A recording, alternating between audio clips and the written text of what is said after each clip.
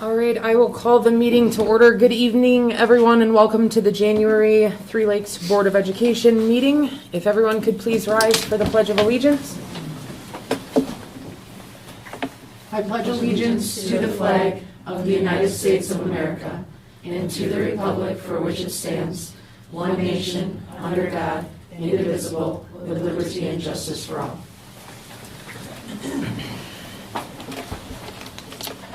Okay, next we move into the administrator report on the agenda posting and notification of the meeting to the media. The agenda was posted at Three Lakes School and Sugar Camp School via email, the Town of Three Lakes, Town of Monaco, Town of Sugar Camp, and the Demer Library. Media notified via email included the Vilas County News, Northwoods River News, WRJO News, WXPR Radio, and media notified by mail included WACD, WATK Radio. Okay, thank you. Next we move to amendments and approval of the agenda. I don't have any amendments, but I'm wondering if we might want to move up our item, agenda number, let's see here, prom. Kaylin Page, are you here for prom? Yeah, Yes. we are. Okay. If we could move up agenda item I to come directly after the personnel report, so our students don't have to stay as long.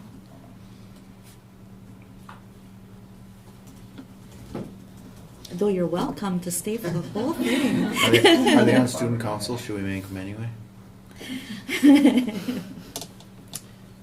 If someone is willing, I would take a motion to that effect. I'll make a motion to approve the agenda of tonight's board meeting with the movement of letter I to under the personnel report, letter C. Second. Okay, we have a motion on the floor by Michelle, second by Stacy. All those in favor of the motion signify by stating aye. Aye. Aye. Opposed? None heard. Motion carries. Okay.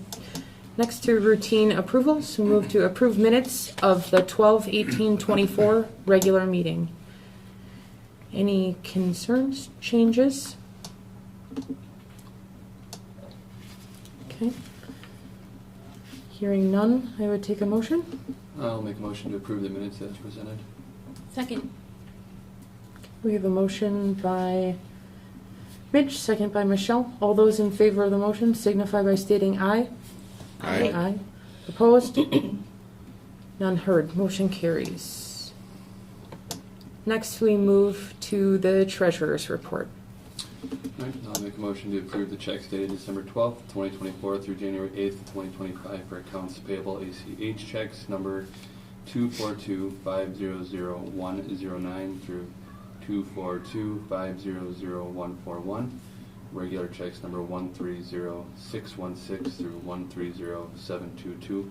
Manual checks number 5793 through 5801, and wire transfers number 2024-00096 through 2024-00128 in the amount of $735,390.82, and ACH payroll checks number 9000-44506 through 9000-44742, and regular payroll checks number 59391 through 59392 in the amount of $366,267.14 for a total amount of $1,101,657.96.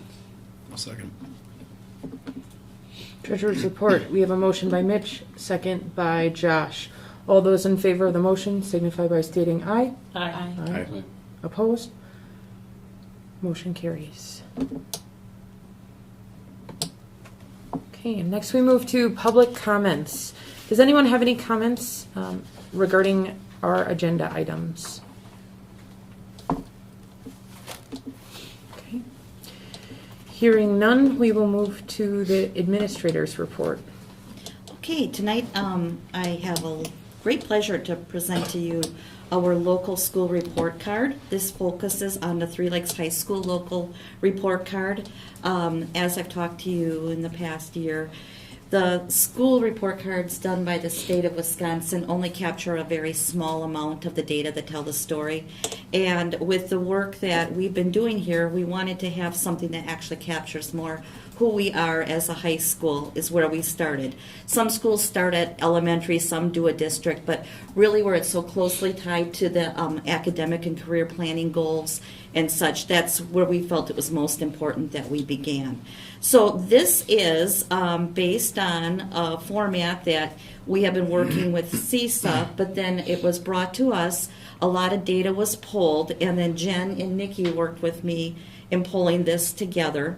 It comes out of an actual, what's called redefining readiness, and I just wanted to tell you a little bit about this, because it's not just whatever data, it's really truly what has been identified through the Association of School Superintendents that determine what a college-ready, a career-ready, and a life-ready student looks like. So when we go through them, you'll see it's looking at things like dual credit courses, students who take Algebra 2, their involvement in extracurriculars and such. So that's a little bit of a background to help you understand that. And there's a lot of, this is all research-based. It's like a meta-analysis of many documents that come together. So if you wouldn't mind taking a look at our report card, and please stop and ask questions along the way or comments. It's not necessarily that you need to approve it, because this is certainly not required. This is something that we have started now, and we would like to update it every year with our data, and perhaps grow into the other areas of our district. So at some point, we may have local elementary report cards. They would look quite a bit different than this, but there are things that we could include. So these are the on-track indicators. We have a nice opening comment, what makes students college ready, career ready, and life ready? The answer is complex, because we know students are more than a test score, a set of numbers. Here are a few indicators that our students are prepared for life beyond the classroom, wherever it may take them. And that is truly the philosophy and what drives this report card. Attendance rate. You can see there that 93% is where we have students that are at an attendance rate of 90% or above. We would like to always see that higher.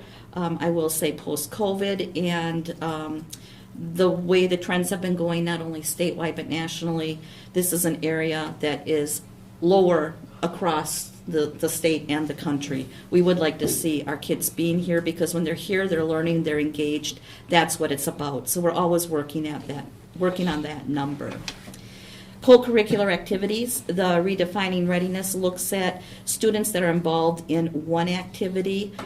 We have included that 76% of our students are including that, but we also have 42% that are more than two or more, which really says a lot about the well-roundedness of our students.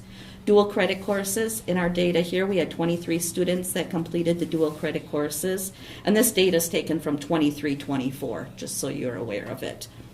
Career and tech education, we have 78% of our students that are participating in a CTE course 23 or 20, the school year of 23 and 24. So those are the first on-track indicators that just about every school district that is going ahead and doing a local report card reports out on. Do you have any questions on that? It is also a reflection, Mr. Zeus is on here as the high school principal, but I did ask that Mr. Bach be included, because he has done a lot of work, and he is kind of our go-to guy that if they called me and asked me questions, I'd be sending them his way, and then he would get it to the right people. Our college-ready indicators, they're on the next side. Taking a look here, we really want to make sure that we look beyond the standardized test scoring that has seen some flux in recent years, where everything used to be ACT or SAT based in criteria. Even universities are looking at that kind of data a little bit differently. So this takes into account not only that, but also students who are successfully completing Algebra 2, grade point average, attendance, and here's a little look at where we're at. Grade point average, the redefining readiness indication is a 2.8. So we have 66% of our students that earned a 2.8 or higher, and our average grade point average is 3.13. And something I want to mention about Three Lakes is we include everybody. We don't just select a track of saying, okay, these are the college bound, or these are the kids that took the ACT. This is representative of everybody, whatever their desire is to follow. High-level math, that's defined as participating in Algebra 2. That is one of the most data researched and proven to be true indicators of success in after high school and into college. And we had 63% of our Three Lakes High School students that earned at least a C in Algebra 2. I will also say that our teaching staff has a rigorous grading scale with Algebra 2, and it's a tough course. It's not, you just don't get an A or a B. This is accurate and authentic. It's a good learning for going on to secondary education beyond our walls. And then standardized tests. This reflects the AC test that was taken this year, that 2023-24, and our composite score was 19.8. This is an area that I want you to pay attention, because depending on the students in the group who came through, you will see a fluctuation because we are a small cell size. This could be the following year be lower, it could be higher, but it is, when you have a small number, definitely going to show in that data. Do you have any questions or comments about our first crack at a local report card? Great. Then on the back side, we decided we didn't want to just retell the same data, and if you do any searching and looking at other districts around the state, you'll see some of the stuff that has been recaptured out there is what's on the state testing or demographics or things of that nature. But we really believe our Blue Jay story is totally tied to our community. Our students in our community are very important to each other. We believe in that relationship of collaboration and reciprocation. So we tried to capture how involved we believe our community is. So we wanted to outline that our schools are heavily used. They are the hub of the community. There's a lot of pride that goes into our facilities and the different activities and organizations that use them. A couple of the highlights there, just to outline is our Pumpkin Fest is a long tradition. The pickleball clubs, they feel very strongly about their connection here. Lions Club's events, various open gyms, use by area camps and churches, and that's all in addition to what's happening at the school level. So that's why on any given night you see how busy our school facilities are. Currently we have 560 fitness center members. Terry, if we're using this as to try and pull people in, and tell people why they should come to Three Lakes, if that's kind of a goal here, if we're trying to get parents with young kids, we might want to include the local youth organizations in that community hub, because that's what they're going to be looking for to keep their kids active. And that would that's a really good idea. We could add that pretty easily, couldn't we, Jen? Yeah. I mean, I know you're utilized a lot of the space, so I know it might be hard, but and it doesn't have to be. I just thought it might just be another nice selling point. No, we do parents to want know. to capture as much as we can. That's a one-liner. We can make that work. I see we meaning Jen. Community service hours in the redefining readiness, they look at that being defined as 25 hours, and we have had 40 hours established for quite some time. So that's a real source of pride. And we have several students that far exceed the 40 hours. Local scholarships, this is quite impressive when you think about the numbers over the years. $82,000 was distributed in this school year of 23-24, but since 2000 there's been over $2 million in scholarships at this level, and that's just amazing for a community of our size. That says to the support.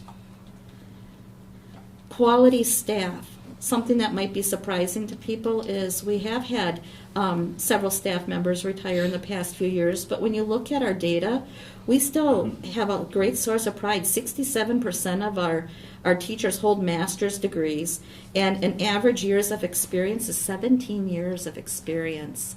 That is almost unheard of nowadays with, people changing careers, natural attrition, changes in dynamics and demographics. So that's something to be very, very proud of, and that is definitely a contributor to the high success that our students get through their experiences based on their teaching staff. And we've got teachers who are really committed and passionate about working with students. We have a teacher-to-student ratio of 7-to-1.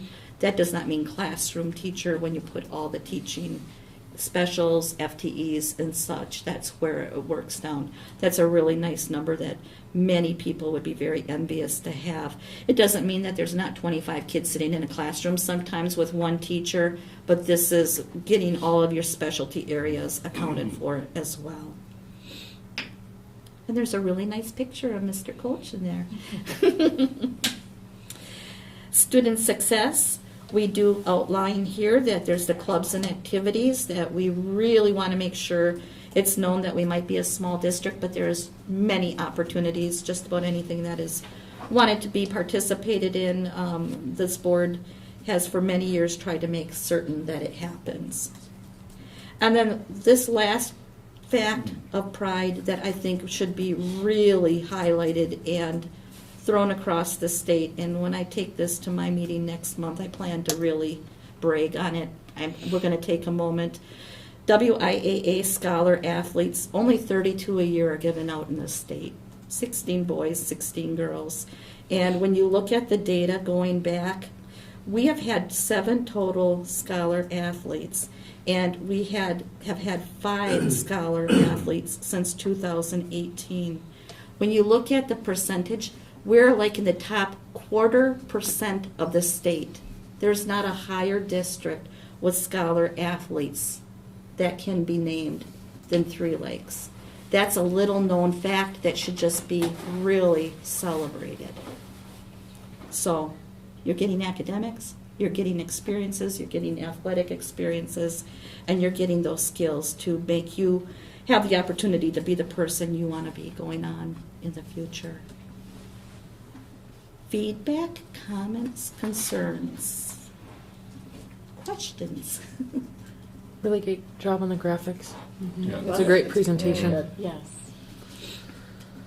It's a lot better than what we started with. We had to make it ours. Yeah, great. it was a lot of sifting through data and trying to figure out what to highlight and to make it pull out our stories. So I think when you look at it, that front page is really a lot of the things you're going to see from other districts doing on their localized report cards and what CISA kind of recommended. That page is really like the stuff that tells our story more. So you try to pull out real key highlights and then find data to go with it. So some of it was like brand new data too. Like Caleb just pulled those numbers about our staffing and years of experience. That's really fresh new data that I don't think we've looked at in this way before.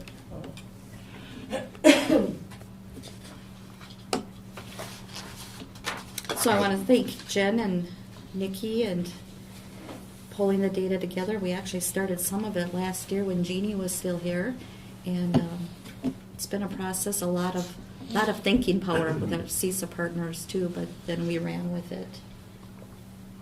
It's very good. Yeah, very well done. Thank you. All right.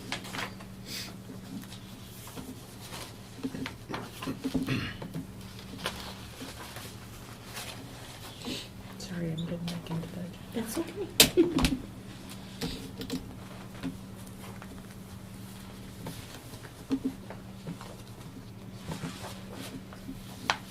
Okay, next we move into new business, starting with February and March meeting dates. I've included both months that are upcoming. The regular board meeting for February is the 19th, and that would stand as normally planned and scheduled. However, looking ahead to March, the board meeting does fall during the week of spring break. And am asking you to have a quick discussion and consider, do we want to move that meeting to March 12th, the week before, or March 26th, the week after? Please be aware if we would be going to a referendum ballot, that would be April 1st, which is right after March 26th. I'm out of town the 26th. I'm out on the 12th. Well, first I should ask you, do you want to keep it on the spring break date as scheduled? I'll be out of town, but I believe most of our administrators would be on spring break. I'm hoping. It doesn't have to be a Wednesday, that's just the night we choose, generally first.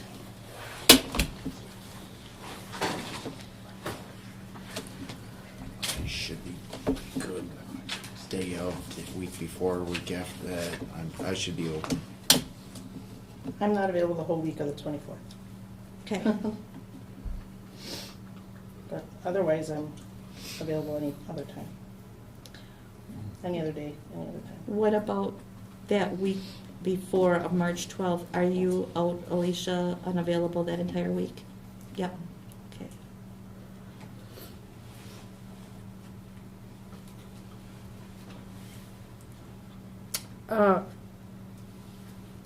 The other option is if we do on the 12th, I could do electronic and Stacy would run the meeting by Okay. Zoom. I'm on military training, but I could do a Zoom if it Okay. worked for everybody else on the week of the 12th. Does the week of the 12th work for others? Does the 12th work for others other than Alicia? I'm good. The 12th will work. I would suggest that we go with the 12th then, because I would feel more comfortable having a meeting prior to the April 1st date. Okay, very good. Well, if that is the case, then we're going to need to reflect that with a motion. Yep. And then Stacy, if you just want to note, you would run Yep. the meeting from Yep. here.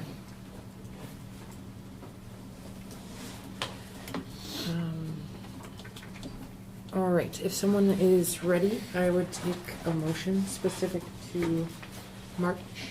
I'll make a motion to move the March regular board meeting to March 12th, 2025. I will second. Okay, we have a motion by Stacy, second by Mitch. All those in favor of the motion signify by stating aye. Aye. Aye. Opposed? None heard? Motion carries. Okay, next, we have declaration of candidacy for the 2025 spring election.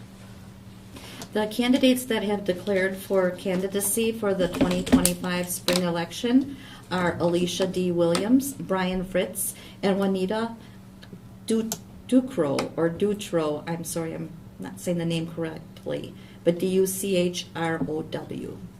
So we have 3 candidates who have filed declarations for candidacy, and there are 2 seats that will be open.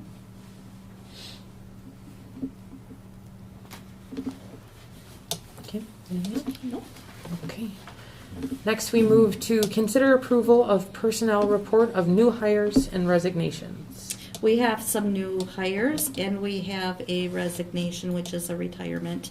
Hirings, Al Votis will be coming back as our high school science teacher. Craig Mandley as our head junior high football coach and assistant junior high track coach. And Tony Lorbetsky as a volunteer assistant coach for softball. And resignations will be a retirement at the end of this year. Terry Lorbetsky, 7th grade teacher.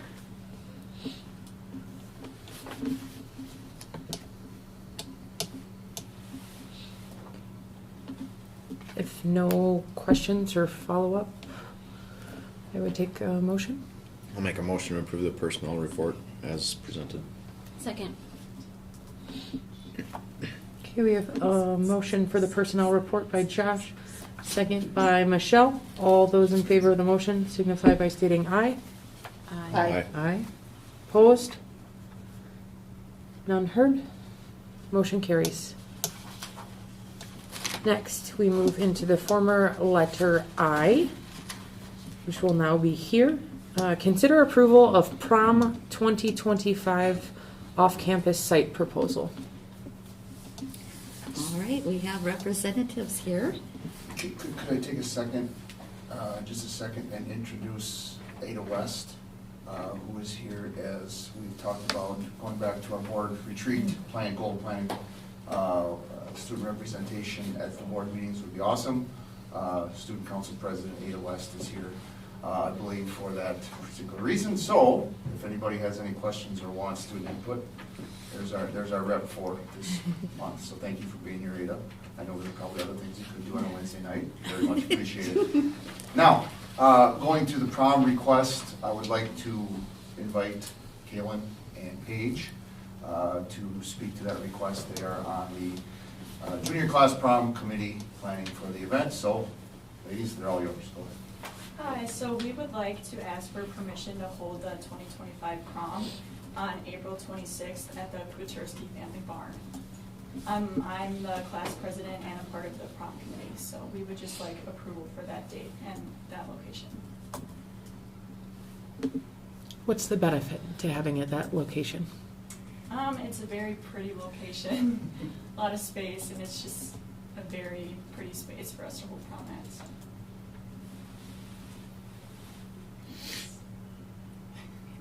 Paige, And any it's free, additions? so, and that's also. And we have gotten permission from them to use the space. That was going to be my question. It's been used for a number, I'm one of the prom advisors, and it's been used for a number of weddings. Part of what the students found appealing is that it's a beautiful rustic location and it's off-site, which makes it feel a little less academic and a little more socially oriented, which I can appreciate. And there was one not too far past. Yeah, Yes. there was a couple of years ago. It wasn't that long ago. What? I know, it was Russell's junior prom, just saying. So I would love to make a motion to approve the request for prom 2025. We're not there yet, Stacy. I don't want to hear anything else. I'm trying to practice my motion. I had a little heads up even before the agenda came out. All right, we have a motion by Stacy. Do we have a second? Yeah, Mitch? I love it. I'll second. Okay. I feel like a Footloose scene coming on. We have a motion on the floor by Stacy, second by Mitch. All those in favor of the motion signify by stating aye. Aye. Aye. Opposed? None heard. Thank you, girls. Motion carries. What is your theme? What's your theme, ladies? What is your theme? It is Enchanted Forest, Oh. like vines and lights and forest. So should be very pretty in the barn. Yes. We'll take lots of pictures. Thank you. Thank you. Thank you. It was the easiest thing we ever passed. All right, next we move to I was ready to fight if anybody wanted to. consider approval of the initial resolution number 1, authorizing general obligation bonds in an amount not to exceed $18,900,000. Okay, and you're able to take a look at the language. This was something that has been worked on. What we're going to, with Quarles and Brady, and of course Nexus, what we need to do is, I suggest we read through the language as it's written here, and then you will all need to do a vote as to otherwise an approval of this resolution or not, to take it forward. We could say, and this was by Quarles and Brady, that we could just go as presented, but I do think because we do have people who watch it on video and such, that we should just make a point of reading through the resolutions and then have the vote. Before we get to that point, is there any questions or discussion that you would want to have before we go forward with initial resolution number 1?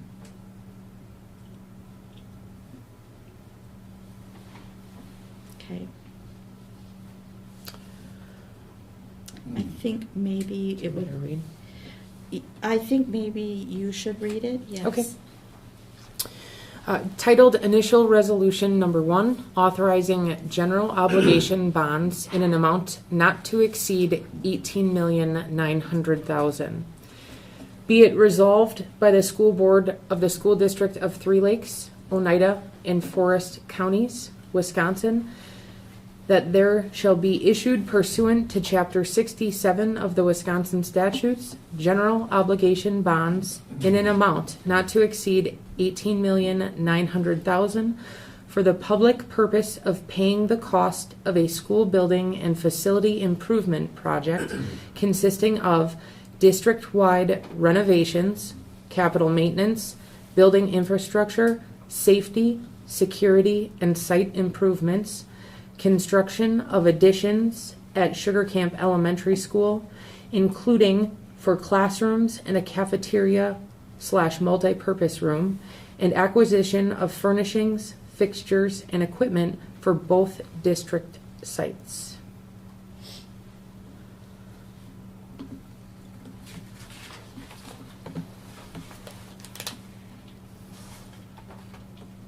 Any questions or concerns? Okay, if not, I would take a motion. I'm not sure I'm the biggest fan of cafeteria / multi-purpose. Just because part of this was to get a dedicated cafeteria. I don't know if cafeteria / gatherings, cafeteria / I don't know. Multi-purpose makes it sound like it's going to be used for other school stuff, like our cafeteria currently is. It's a cafeteria in a gym. It's it's a multi-purpose thing. I might be nitpicking a little bit, But that's how it was coded on the Nexus survey. So that Okay. was the language that was used in the Nexus okay. building proposal. Okay. Because part of the kind of benefit was being able to use it as a community type room. Yep, on and off. I get that. I just want to make, I guess just to make it clear that multi-purpose does not mean other academic. Yes. Does not and- mean other academic or other school type necessarily activities or teaching areas. It's And I did have this conversation with both Allison Buchanan from Quarles and Brady this afternoon, and I followed up with a conversation with Rob Brown. Exactly that question, Okay. that Okay. more comment. And as I was told in both cases, the language here where it says multi-purpose gives us the ability to be as flexible as we want. It's when we go ahead and communicate with our public what this is actually going to look like, because we have not done any designing. There has been no designing implementation at this point. We will ferret that out. The most important thing that we need to make sure is we have to live within the budget. Mhm. So that could look different, but I think that's a very important point, Josh, that we want to make clear. Because the classrooms and the repurposed other learning spaces, Mhm. that's part of this. Mhm. But this is reflecting on in addition to. okay. Okay, I'm good.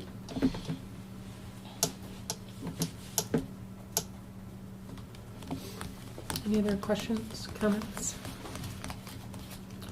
Okay, I would take a motion.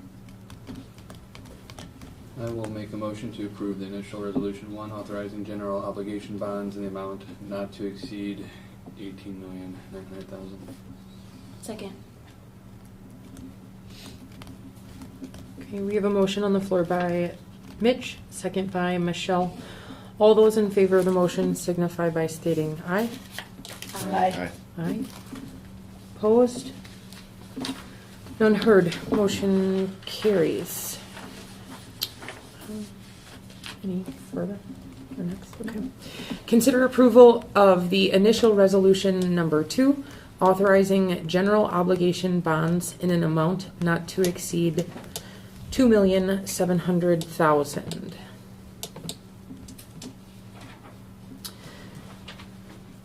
Be it resolved by the school board of the School District of Three Lakes, Oneida, and Forest Counties, Wisconsin, that there shall be issued pursuant to Chapter 67 of the Wisconsin statutes general obligation bonds in an amount not to exceed $2,700,000 for the public purpose of paying the cost of a school facility improvement project consisting of athletic facility and site improvements, including for track replacement, a concessions/bathroom building, bleacher upgrades and parking lot expansion, related accessibility updates, safety and capital maintenance improvements, and acquisition of furnishings, fixtures, and equipment.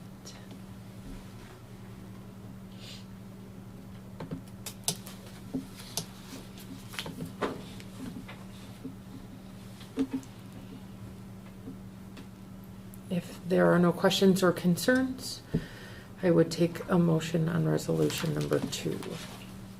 I'll make a motion to approve the initial resolution number 2, authorizing general obligation bonds in an amount not to exceed $2,700,000. Second.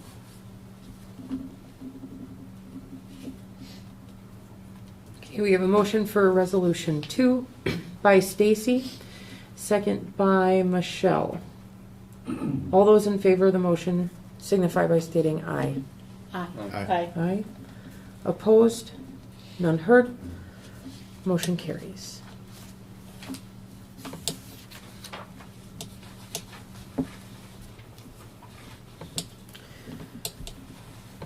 Okay, next is to consider resolution providing for a referendum election on the questions of the approval of initial resolutions, authorizing the issuance of general obligation bonds in an amount not to exceed $21,600,000.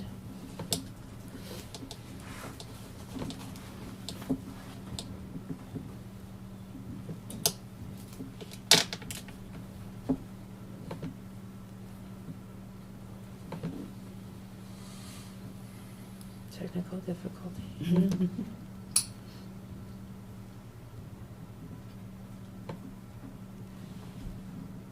you want this whole thing? Related to, or no? We do not need to. I will leave that up to you to decide. As the board president, Quarles and Brady did say that we need the resolution to be approved based on what you just read.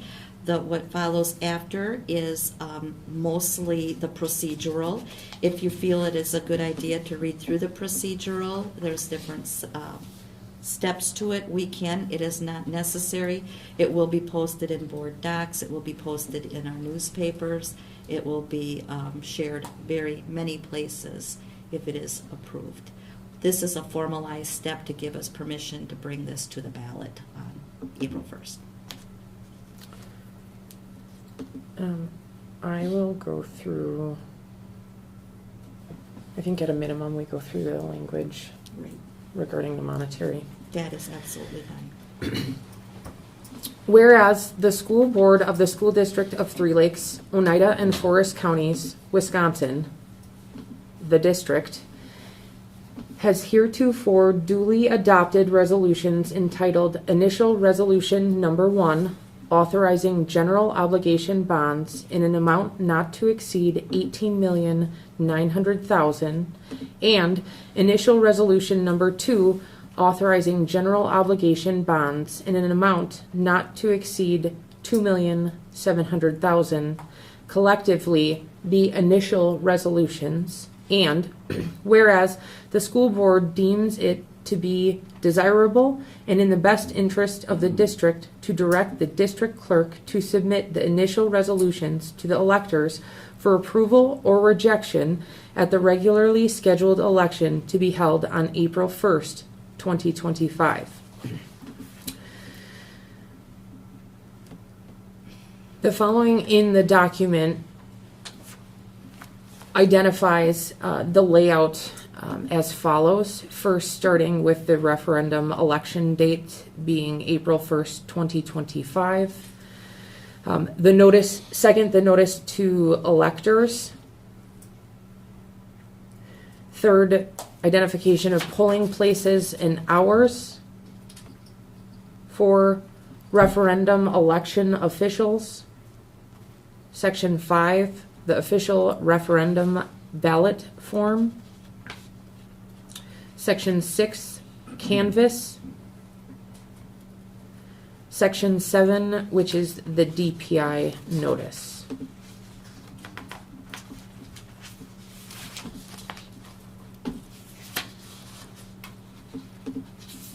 Good. Good. If you would want to see what the official referendum ballot would look like, that would be Exhibit D in your information.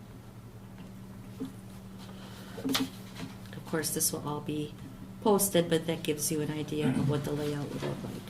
It's in the resolution, referendum resolution PDF, if you're looking at that. Yeah.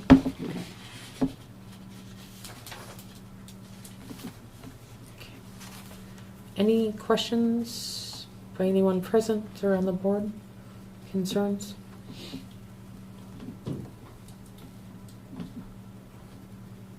Okay.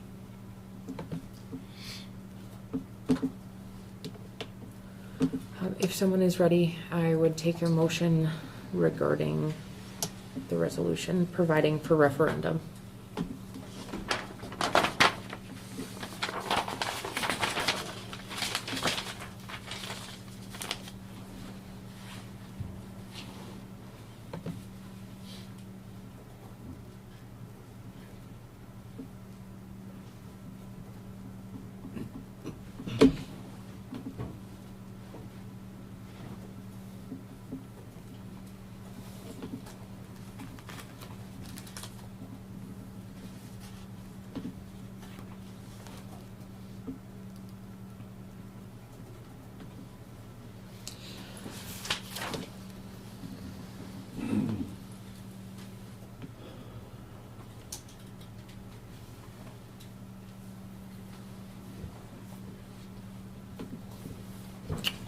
Just for the community watching, for record, I'm going to cover the two questions specific to the ballot, so everyone is aware without having to dig through the document on board docs.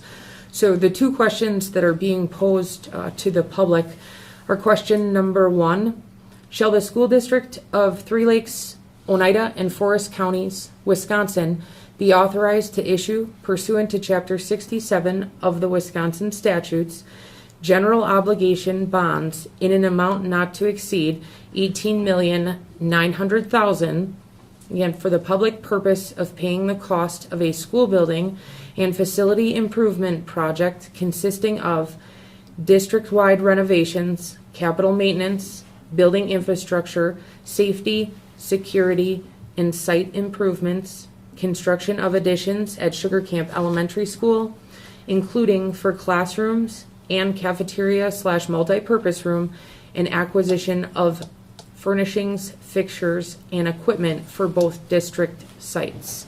Again, which is resolution number 1. For question 2 on the ballot, it is read, shall the school district of Three Lakes, Oneida, and Forest Counties, Wisconsin, be authorized to issue, pursuant to Chapter 67 of the Wisconsin statutes, general obligation bonds in an amount not to exceed $2,700,000 for the public purpose of paying the cost of a school facility improvement project consisting of athletic facility and site improvements, including for track replacement, a concessions/bathroom building, bleacher upgrades, and parking lot expansion, related accessibility updates, safety and capital maintenance improvements, and acquisition of furnishings, fixtures, and equipment.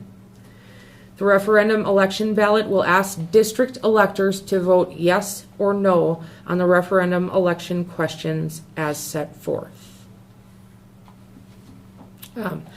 Just for further clarifications in the explanation, a yes vote on question number 1 is a vote to approve the borrowing of $18,900,000 by the school district of Three Lakes through the issuance of general obligation bonds for the purpose of paying the cost, again, of a school building and facility improvement project consisting of district-wide renovations, capital maintenance, building infrastructure, safety, security, and site improvements, construction of additions at Sugar Camp Elementary School, including for classrooms and a cafeteria/multi-purpose room, and acquisition of furnishings, fixtures, and equipment for both district sites. Again, a no vote is a vote to deny the school district of Three Lakes the authority to borrow $18,900,000 through the issuance of general obligation bonds.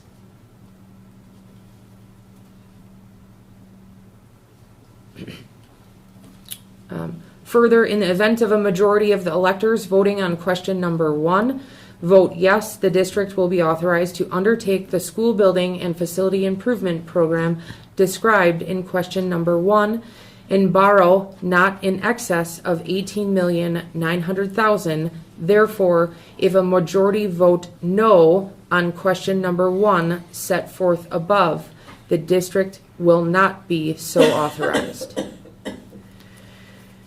The same directions are applied in question number 2. A yes vote would approve the borrowing of $2,700,000 by the school district of Three Lakes through the issuance of general obligation bonds.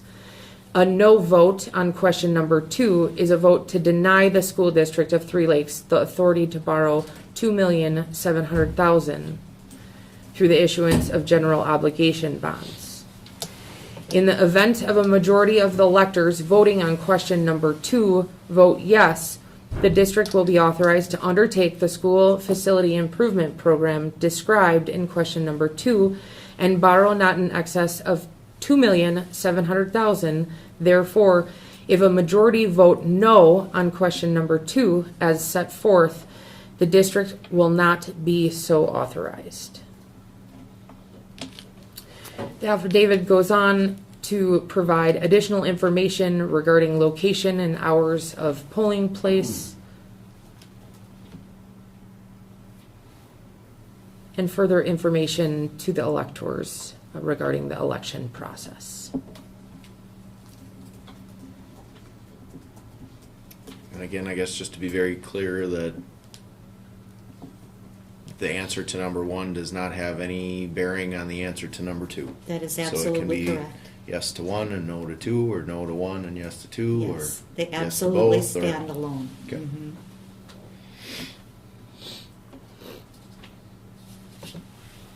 And that is why the third question that is posed to you is to the amount of the combination of the two asks, so that we can bring it to the voters.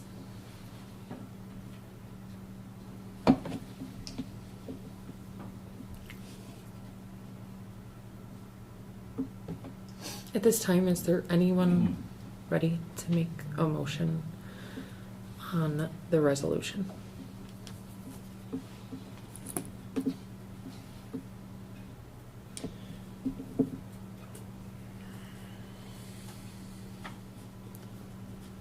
I am ready to make a motion.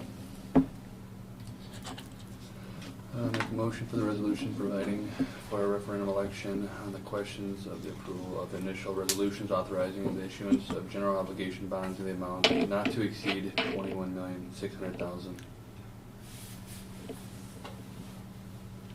Second.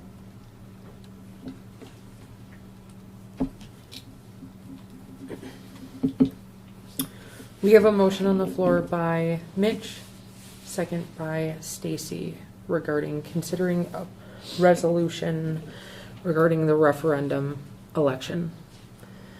All those in favor of the motion signify by stating aye. Aye. Aye. Opposed? None heard. Motion carries.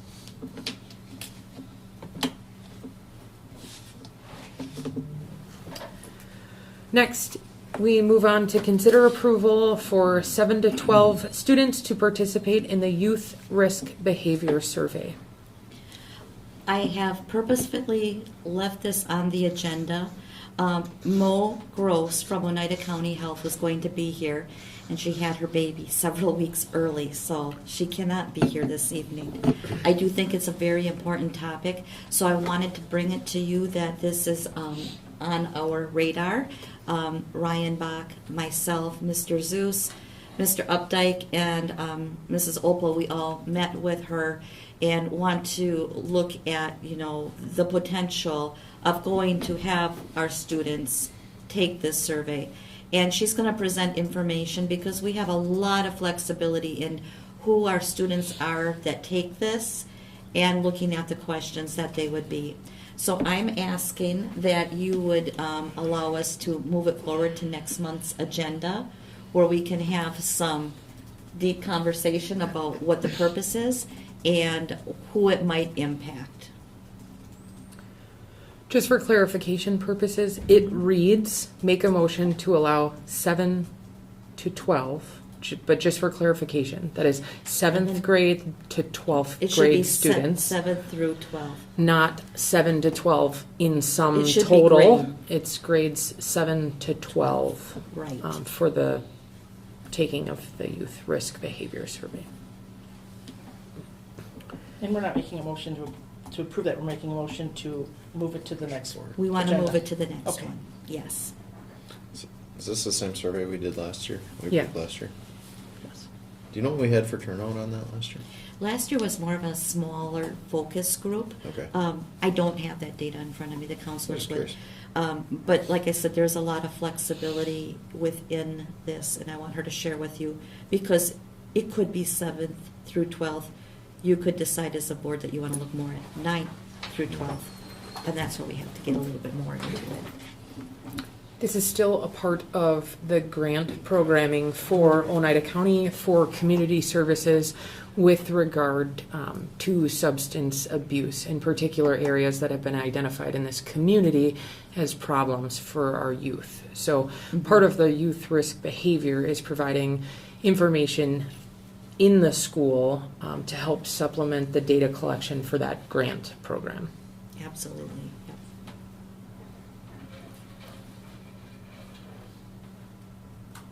Any questions on that Terry can take for next month?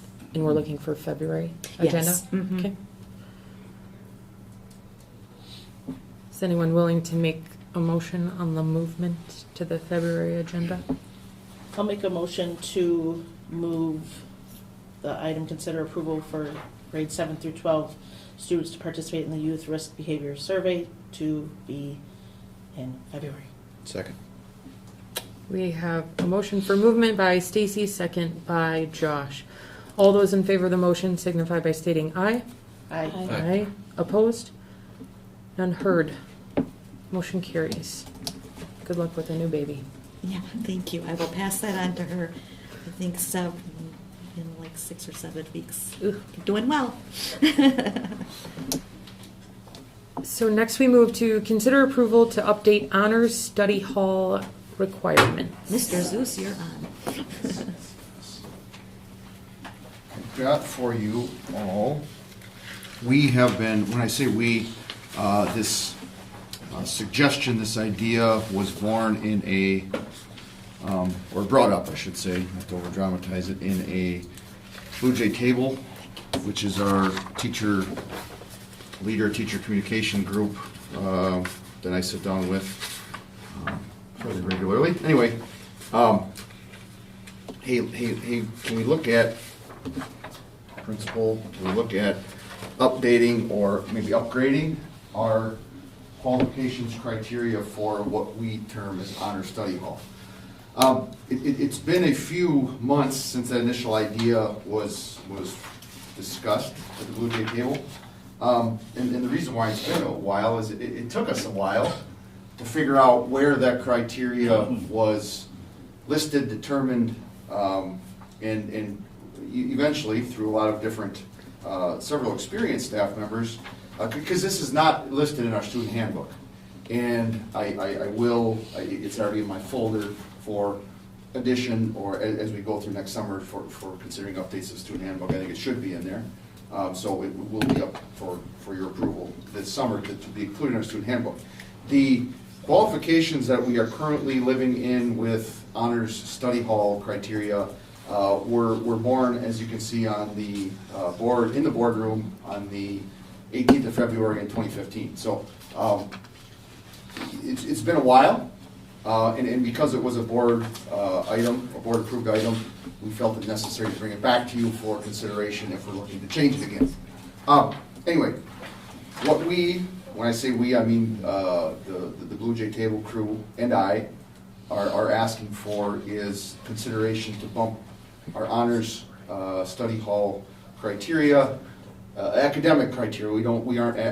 The second page is an excerpt from 2014-2015 movement initiative, the school culture improvement initiative that the high school and junior high were both a part of. You see there some of the criteria for honor study hall, and you see where it got scratched from C's to a C+. The C+ is what was approved at the board meeting in 2015. We are suggesting that we change that to a B. Rationale for that includes, we feel like,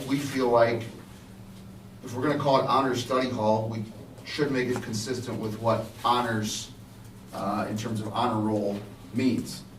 Honors, in terms of the honor roll that we've always had, starts with a B. That's a 3.0 GPA. That's what gets you on the honor roll. Okay, so if we're sticking with the term honors, we feel like a B is feasible. It's certainly an upgrade from a C+, yes. The rationale, number one, let's be consistent with what we call honors. Number two, it occurs to me, first of all, guided study hall is staffed by a licensed educator every hour of the day. And when I walk by honors study hall in the LMC, and it's bubbling, not every hour, but some hours, there are a lot of humans in there. And I walk by the guided study hall room, and there's one kid in there. I feel like our resources could be a little better used in terms of academic support for kids who may need it. Does this set the bar higher for our students, that they have to get a B to be an honor study hall than a C+? Absolutely. And I'm okay with that. I'm okay with it. I think kids in general, and Three Lakes High School is no different, the higher you set the bar, the more likely they'll reach it. I really believe that. So, if we have students who, and for some students, it's not a bad deal to get a C+. They might be working really hard to get that C+. I get it. But in those cases, I would love for that student during their study hall to have access to the teacher. Not that Mr. Martin can't help them, but the idea there is you want them in front of your content area experts if possible. So I just think the way we staff it right now, it makes more sense to me. Lastly, if this change results in less students in honor study hall and more students in guided study hall, that is not a bad thing for us personnel-wise either, because we do have other work that we would like for Mr. Martin to be working on during that time, and that would certainly take us a step towards that direction of being able to utilize Mr. Martin's skill sets in other ways as well as presiding over the honor study hall. So, those are some of the rationale. Mr. Coach is on the Blue Jay table. If there's something I'm missing that you would like to add, you're certainly welcome to, Mr. Coach. But we're thinking about doing this. We would like to do this since it was a board-approved item back in 2015. Bring it to you now to see what you think. If we can update that, that's, I guess, if there's questions or concerns or comments, certainly let them fly. Miss Ada, are you willing to speak about this agenda item? Great timing to have a student here, absolutely. I guess so. So as someone who is in honor study hall for 4 hours out of the day, I think I have great insight as to what goes on in the library. So there are definitely hours where I feel like I can focus more than others because there's more or less students in there. And because of that, I know that there's students that like you don't know if they're going to be in honors in 2 weeks or if they will be in others, and those are the students that normally need to be pushed more. And when I ask them, are you going to get your work done? And they're like, no, I'm just not going to do it. And I feel like that raising these requirements and raising the bar is probably going to have them like be motivated more and to push them more into doing the work, and instead of like talking all study hall, because I know that some people misinterpret honor study hall as you can do whatever you want and you can just be on your phones because you're not allowed to in classrooms anymore. And it's more so kind of like a privilege where you can work really hard and you can get things done on your own time, and you kind of have that responsibility. So I definitely like this upgrade, and I feel that, I don't know, sometimes it can be a lot of people at one table, and I find myself sometimes having to like move around because I can't really focus with like people talking and everything. So yeah. Do you think everyone of your fellow students are going to share your perspective on that? That's not fair. Don't answer that. Objection. No objection. I knew the answer. I appreciate that feedback, Ada, though. Are you guys, Mr. Zeus, are you talking B average for, are you talking B average, or are you talking a B in every class? Be in every class. B in every class. Yes. Thank you. Yeah, yep. That's the way it operates now. Yep, I see that. I Yeah, just wanted to make sure that that's where you were going with it. Yep. So. And looking ahead, there's no doubt that currently the fact that you can have your device, your personal electronic device in Honor Study Hall is a big draw to Honor Study Hall. Or maybe a bigger draw than what it used to be. And so, if we ever get to a spot where there are a high spike in the number of kids who are getting Bs or better, wonderful, we'll figure out a different physical space where we can have Honor Study Hall hosted in 2 places. Like, that's win-win, winner, chicken dinner. We have more students who are getting all Bs. Great, great. We'll figure that out when the time comes. Or if the time comes.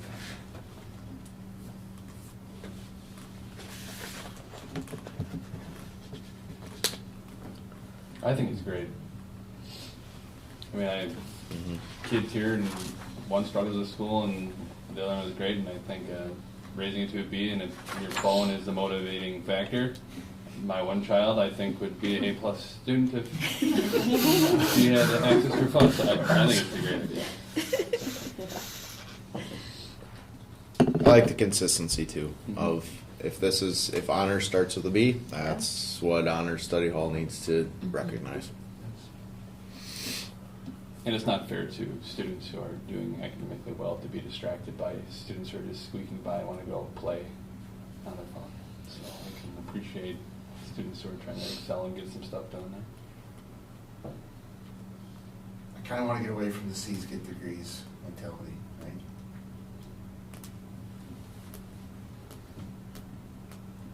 You really raised the bar there. Usually kids are saying D's get degrees.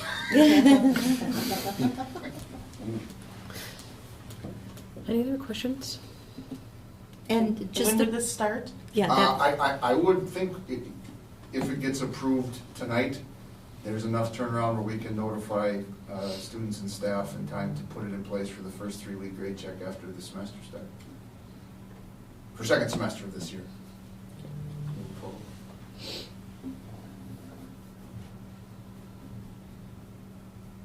I feel like you have to prepare for some fallout. Oh, yeah. Yeah, For sure. but There'll be some crabby children. expectations, mine might be one of them. My daughter's always open.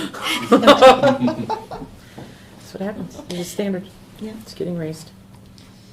Maybe. Do you have a? No, I started just here? wanted to clarify, since it's not in the student handbook, when the timeline would be, because I understood that it would be second semester this year. And then when we have our annual handbook reviews coming up in the summer, that will Right. bring the language, infuse the language Into it. into there for your consideration. So does this go with a B at each grading period? So at at your, like you say, at your progress periods, Maybe that's 3 that's weeks. where that's registered Yes, from. That's not changing, that goes every 3 weeks, we do grade checks. Okay.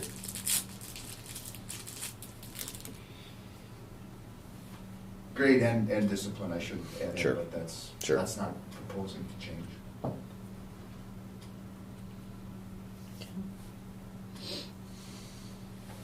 Any other questions? Go ahead, Ada.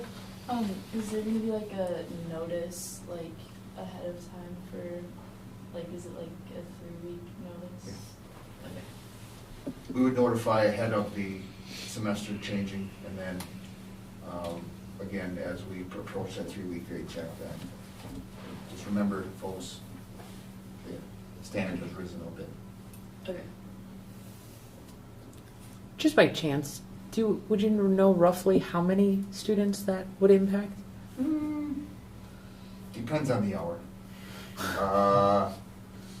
Probably 6 to 8 in any given, in a class, in an honor study hall where there's a full, in the hours where we have the fuller physical space, in those hours there might be 6 or 8, in many hours there might be 1 or 2.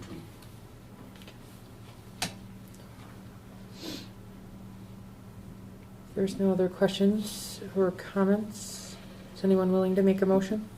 I'll make a motion to approve the updated honors study hall requirements as presented. Second. We have a motion by Josh, second by Mitch. All those in favor of the motion signify by stating aye. Aye. Aye. Opposed? Unheard. Motion carries.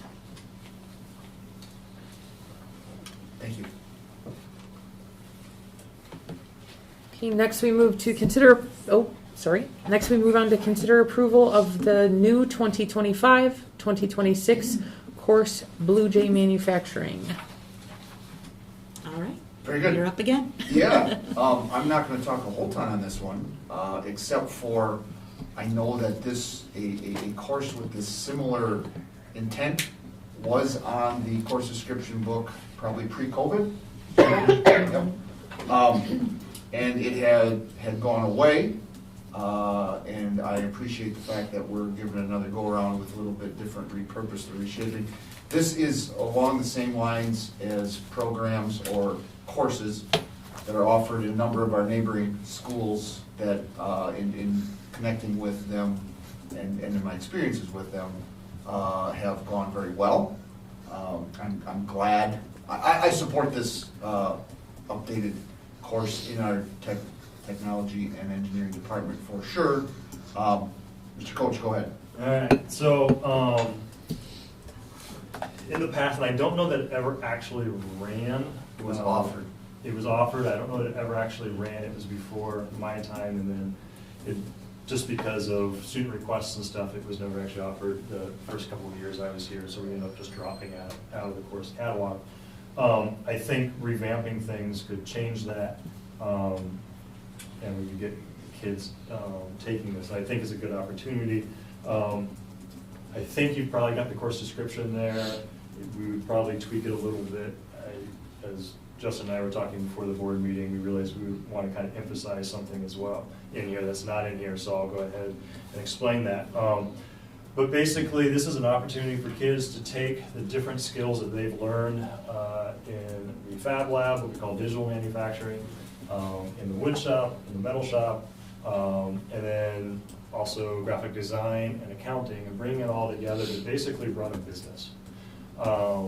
We get a lot of requests from community members and local businesses to do various things using the Fab Lab equipment and the other equipment that we have, to the point to where we are overwhelmed a good chunk of the year. And of course, we want to be able to help them, but it's tough. Of course, we have our open Fab Lab nights, and some people do come in and utilize those. Some people are pretty good about learning the different software and equipment, and others are kind of coming in going, hey, can you do this for me? So this would be a really good opportunity for the kids to take some of that on, and essentially running a business. So I talked to Mr. Busco. He's on board to help on the accounting end of things. this is something that I would also need to work with Caleb on as far as how to track money and all of that as well. But it would be an opportunity for community members or local businesses or whoever to come say, hey, I'm looking at making cribbage boards for Christmas presents this year, or we need some signage in our business, or we're running an event and we need some signs for that, or whatever it is. And they can say, hey, this is what we need, and we can say, yep, we can do that. This is the cost to you, and the kids would then produce those items. While, as I said, keeping track of money and accounting and all of that. Ideally, we would get students each year who have kind of different expertise. Someone in the wood shop, someone in the metal shop, people that can run different equipment, maybe an accountant, maybe someone that's kind of their overall focus is graphic design, things like that. And as well as if we do have low time where students can initiate their own projects and perhaps turn around and be able to sell those things. I know it's been brought up in the past, bumper stickers and things like that, signs, metal signs, what have you. Just be a really, I think, good opportunity for them.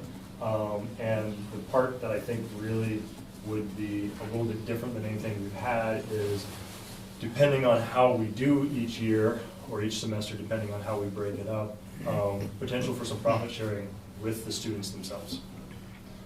This is something that I know Northland Pines has done and continues to do with their class.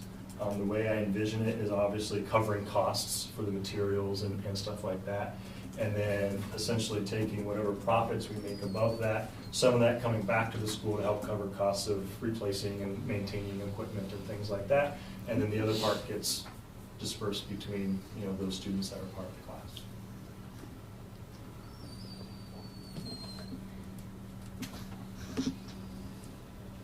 class. Really like this idea.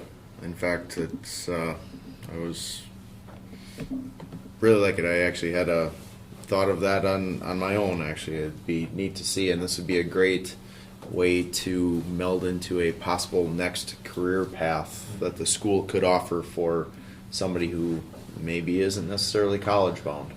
This would be a great way to show them kind of how to maneuver through this. But if you look at something like Etsy, a lot of those people, the cost of equipment has come down to the point where, lower end stuff is definitely achievable for someone to purchase for their own, home, garage, whatever.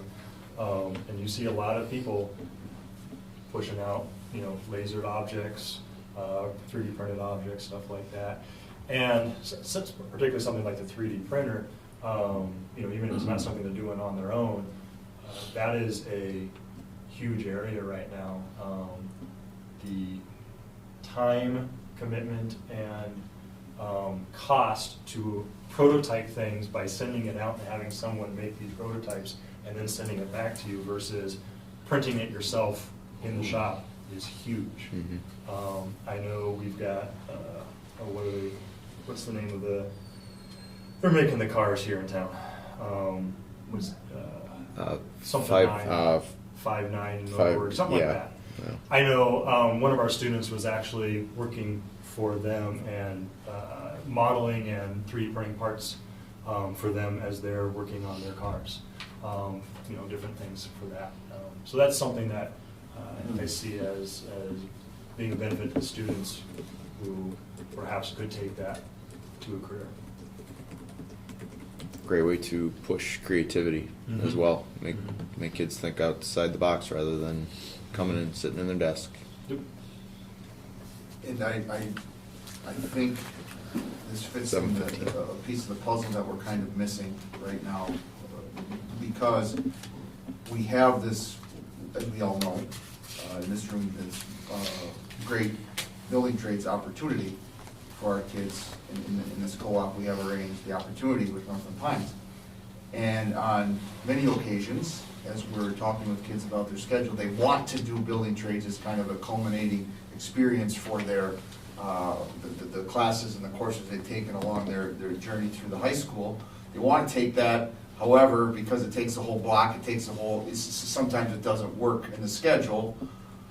Well, in something like this, perhaps, maybe we can't do the building trades for that child, that student, but maybe this would fit, because it's not going to take a whole afternoon block of several multiple class periods are tying up, and yet still fuel the fire of creativity, of their love to build, of their experiences in any of the shops that we have. So that's what I see as far as like, will kids take this? I think the answer is yes, because there have been kids who couldn't take the building trades because of the time commitment it needed versus their academic classes they had to have. So that's another positive of this particular opportunity, I feel like.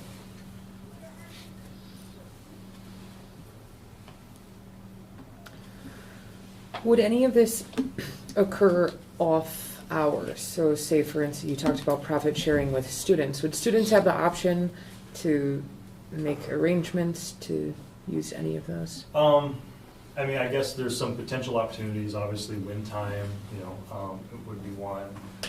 If they wanted to come in during, our open Fab Lab hours, that would be another.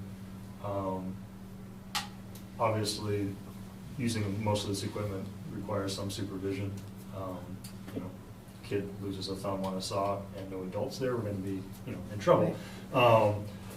But yeah, I mean, I see some potential there for some, other hours. If a kid happens to be in honor study and he's working on a project, whatever it may be, he could probably come in or she could come in and work on that.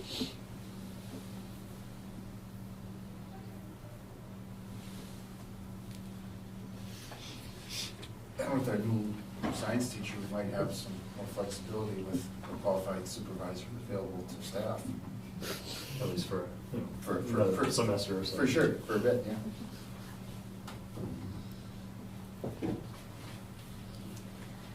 Any other questions? Is anyone willing to make a motion? I'll make a motion to approve the proposed course Blue Jay Manufacturing as presented. Second. Okay, we have a motion by Stacy, second by Michelle. All those in favor of the motion signify by stating aye. Aye. Aye. Opposed? None heard. Motion carries. Thank you, Mr. Coach. Mr. Zeus.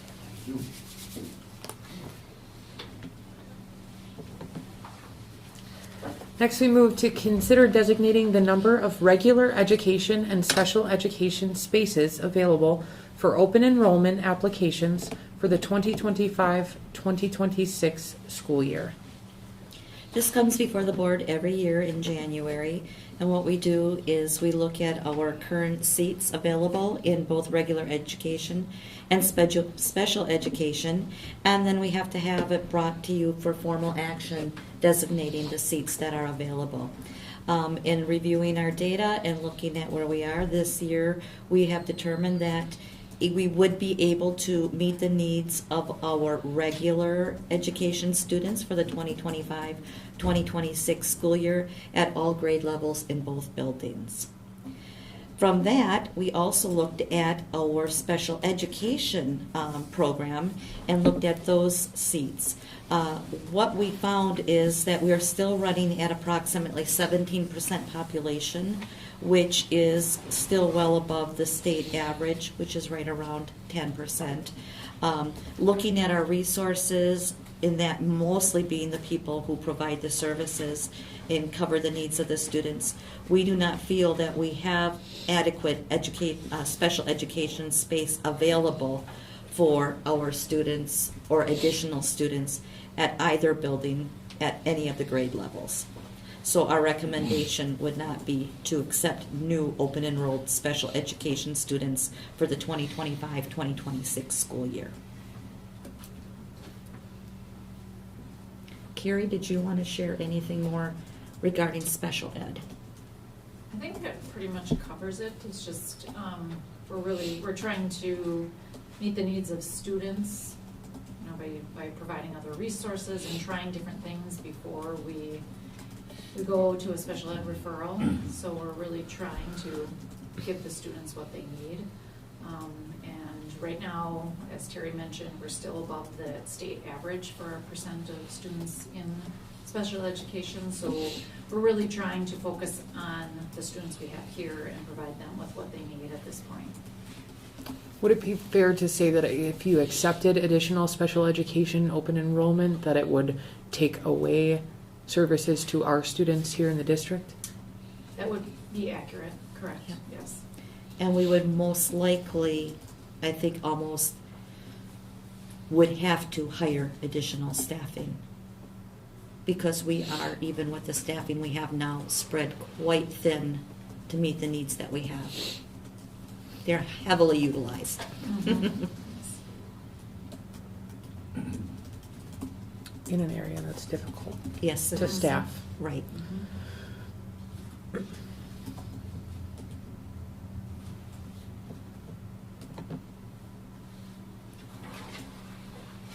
Any questions? Anyone ready to make a motion? Do you I'll want make- them together or separate? Two separate motions. So Sorry. first regarding, No, it's all right. first with regular education. You do one, I do one. I'll make a motion to accept non-resident open enrolled regular education student applications for the 2025-2026 school year as presented. Second.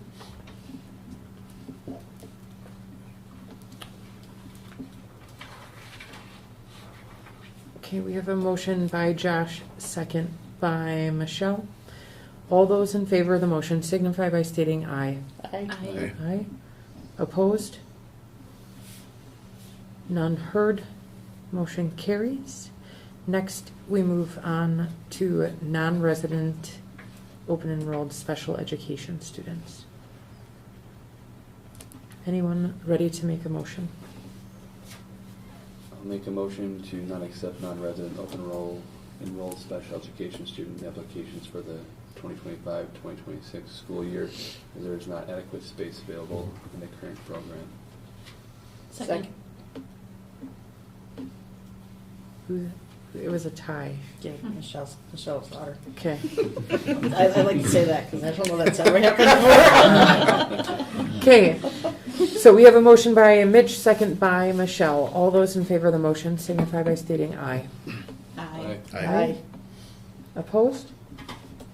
Unheard. Motion carries. No. Mr. Coach might be able to. Is he left? It's unlocked.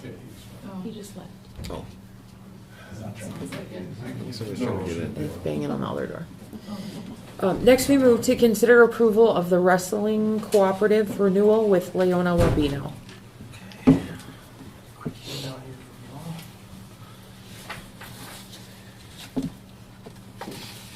You've probably seen a few of these here in the last few months. Thank you. Sir. Thank you. Thank you. You're welcome. Ms. Rainey, do you have? Okay, what you see is, this would be a request to renew an existing co-op that's expiring. We have to have that in by February 1st for the 25, 26, 26, 27 wrestling seasons. This is a situation where at current, we have one wrestler. And Seth and John are both very much behind continuing with the co-op with the numbers that we currently have. If you look at the bottom of the sheet, Leona Wabino would be what we consider the lead or host school. Their numbers are at the bottom. It shows what they've got by year as far as participants. And when you flip over to the third page, you'll see, I know I mentioned we have one wrestler. If you look at the numbers as we get into the junior high and upper elementary, numbers are looking pretty good. We've got 11 kids in those levels right now. So I would tell you that, you know, there's good upcoming numbers. The program looks pretty bright in the future, but for now, I don't think we're in any position to challenge, you know, not continuing with Leona Wabeno if we want to continue a program at the moment. So it's as simple as that. There's no other angles to look at. I believe that we really need to continue on. So any questions, please ask, but that's pretty straightforward.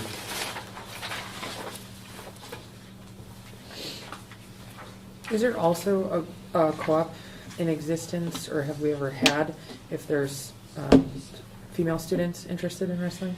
We don't currently have any, and we don't have any coming up, so I haven't presented it as such, but I know Leona would definitely entertain that should we have some, you know, moving forward. And we can do interim co-ops like we have for hockey, should that Right. arise. But as of now, we have no one that's, you know, expressed an interest to do that, so. I see it says costs split 50-50. I mean, is that really how that goes, or is it more of a percentage based on number of participants? Michelle Bohr filled that out. As far as I'm concerned, and maybe you could help me, Terry, I believe we pay per student. I believe that's correct. I would have to check with Caleb on Yeah. that, but. She filled all that out and sent that in. This is her, because she's the host school, she's required to set it up to start in, so. I believe we've always paid per pupil, or per student or participant, so. Well, Definitely 50-50 check doesn't that make out. sense with 3 schools either. I That's understood, but yeah, So- yeah, no, I got that. I can't for account sure. for that wording in there because I don't fill that out, but I know that we've usually paid in all co-ops per student participant, so. Okay. And it's a cheap transportation piece too, because we get to take the school vans currently, so that's a savings too as we move forward. But the numbers we're seeing coming up, that could change pretty quickly, so. Mhm.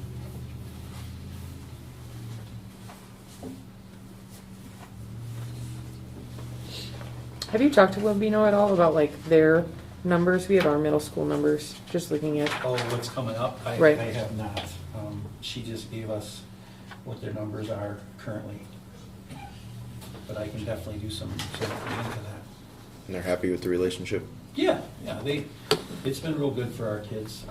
We just beat Lakeland the other night, it was like, I can't remember, I think like 36-18 or 56. I don't remember what our end was, but Yeah. it was a bad deal for Lakeland, so Seth was pretty excited. I talked to him before, so. Yeah, we're doing well. Noah Kincaid is our one wrestler, and he's doing well too, so. Okay. Anyone willing to make a motion? I'll make a motion to approve the wrestling cooperative with Leona Wabeno as presented. Second. We have a motion by Stacy, second by Mitch. All those in favor of the motion signify by stating aye. Aye. Opposed? None heard. Motion carries. Next, we move to Nexus Facility Study Update.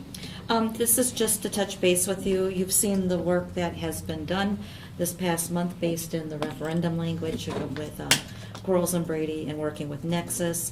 We are working again on a timeline. Jen and I met with their PR gal today, and Rob Brown, as well as Brian Winterly, who's the project design manager who put it together for us, as you've met him before, and started talking through some of the things that we want to get together for should the referendum be voted for an approval, some of the branding, what that would look like, some of the messaging. I just want to reassure you that they're sharing ideas, and then we're being very conscientious about what we want our voice to say in it, and they've been very receptive to working with us. So, Jen, did you want to share anything else with that? It's just gonna get rolling Really quickly. fast, yeah. There's a lot to do in a very short time. Yeah. Videos are on the docket. Yeah. Real quick. You got this. She does. I'm excited. So that's where we are at with that today. Okay, thank you. Next, we move to School Forest Camp 3 update. Okay, I have no update other than we have not looked at accepting the language that was offered to us by the plaintiffs. At this point, the hearing is scheduled for February 21st. That hasn't changed. We anticipate going forward with that. Mr. Stadler had said that he's in preparations. Good. Okay, thank you for that. Okay, next you get to hear me talk again. Review and discuss WASB resolutions for the 2025 Delegate Assembly. We mentioned this last meeting with regard to review of the report of the membership. Terry, did you have anything before your time? No, I just, I was able to look through them again. I feel comfortable with what is going forward. I'll have a few comments, should you want to hear a little bit more. I think they're better than where they started originally with some of the language that was clarified. And I think it's important that you know some of the things that did not make it, and Alicia's going to talk about that. So in your packet, you have the report to the membership on the proposed resolutions. So initially, the Policy and Resolutions Committee received 17 resolution proposals from member boards throughout the state by the September 15, 24 deadline for the Delegate Assembly. So instead of going through the 12 that are included in your packet, I'm going to go through the 17 that were gone through. 6 were denied by the Policy and Resolutions Committee. The reason I wanted to cover those is because those resolutions can be brought to the delegation by a 2/3 majority vote. So I wanted you to have knowledge of the 6 that were denied if they are to come to the Delegate Assembly. Some of them are a repeat from last year. So basically, I'm going to go through each of the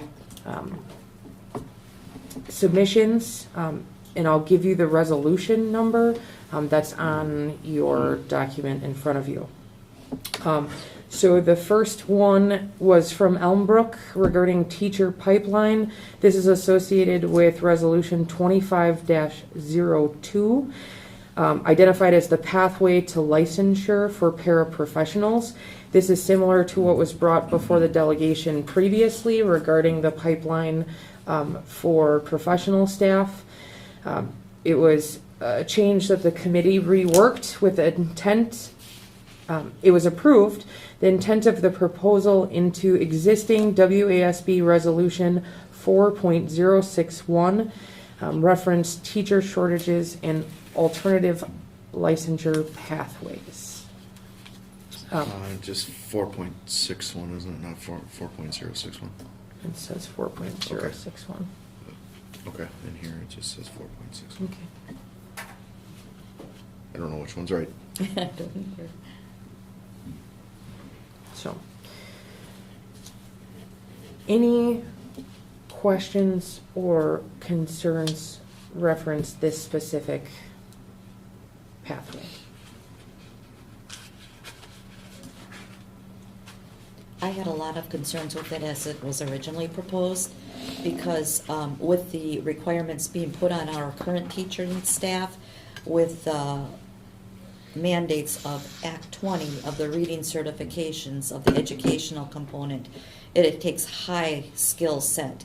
And when this originally came out, it felt like if you have a paraprofessional that you feel does a good job, regardless of education, they could get a path to a license to teach by simply the district endorsing them. Yeah. And that raised a lot of concern. The language is much better. I can get behind this now. I feel that the superintendents feel it's much stronger than the way it was originally presented, so. And based on the resolution, they're looking at the control of that being on the district versus a recommendation from the state. It's just opening up the option for the pathway for paraprofessionals, where they previously discussed it for professional staff. Okay.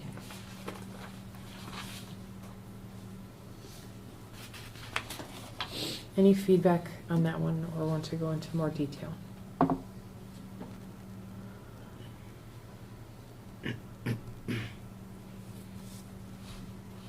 Okay. The next one is a proposal by Nina Joint, which was focused on staff mental health for improved retention rates. It's identified in your packet as Resolution 25-07 for under staff mental health, which was advanced by the committee.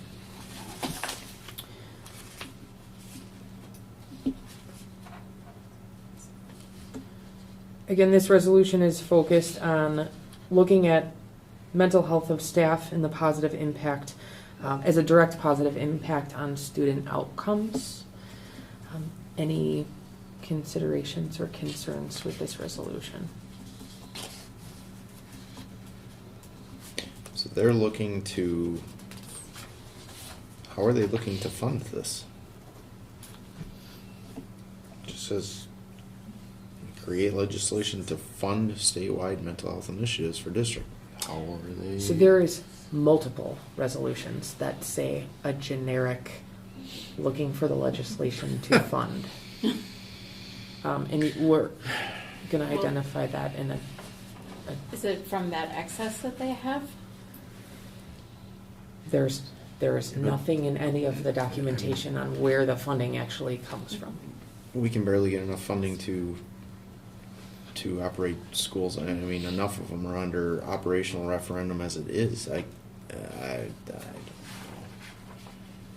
There needs to be a lot of clarification going on, and what's gonna, if they're gonna fund this, I mean, someone's gonna have to take a hit in order to fund this.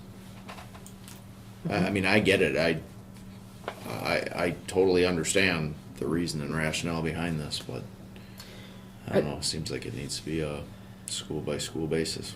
We try and take care of our teachers, and I don't know. I don't want to fund other schools who don't take that same field.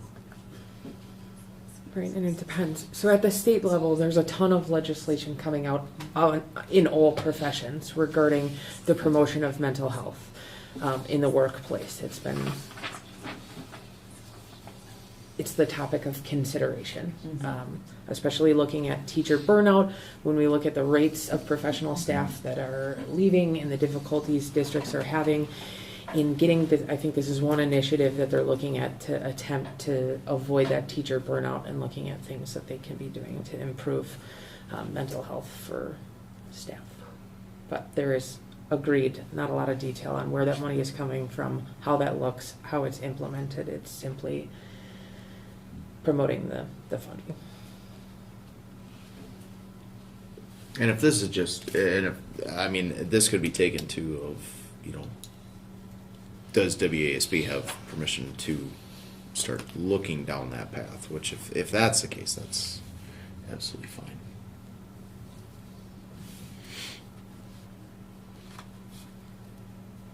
Any other feedback on that one?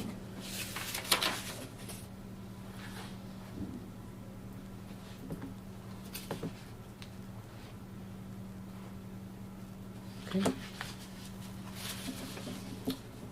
And if there is something that you look over, do some more research on, or have other feedback, change your mind, you're more than welcome to reach out. This is the purpose, to just get kind of an overview of the overall board before going into that delegation. The next one is Nina Joint, consistent standards for Wisconsin public, private, and charter schools, districts, and local education agencies. This is connected to Resolution 25-05, which is titled Consistent Standards Across All Wisconsin Schools. So this was approved and went forward, but the committee reworked the intent of the proposal in the continuation.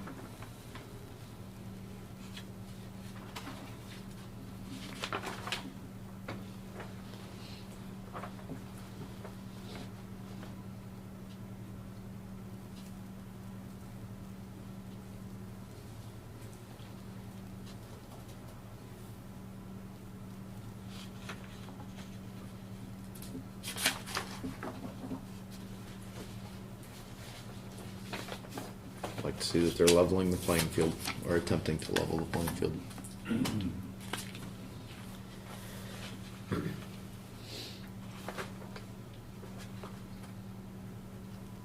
think this one's very important because when you start talking funding, Yeah. which is next, it should be the same accountability to apply to everybody.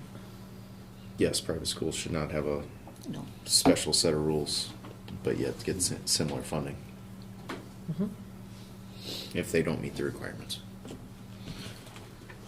or standards.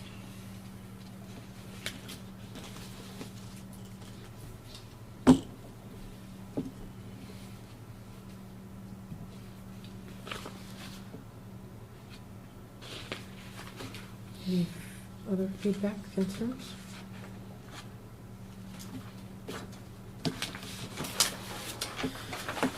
The next one we're looking at is, came from Nina Joint. This is the first resolution that was turned down.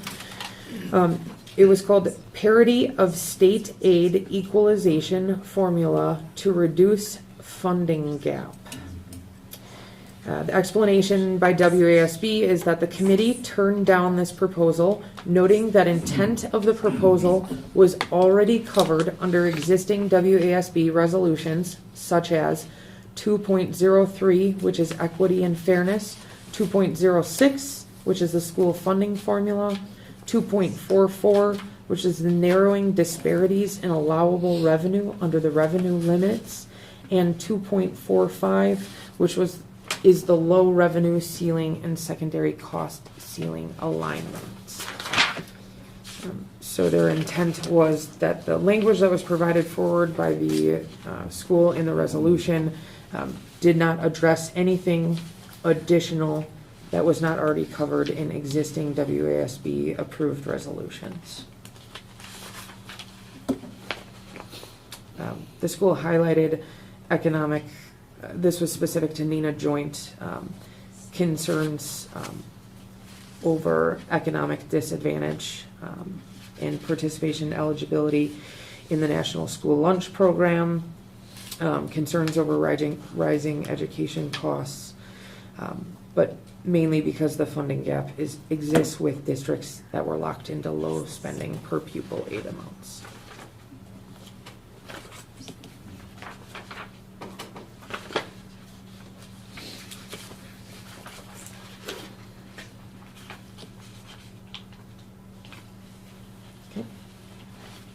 There's, I don't know, until,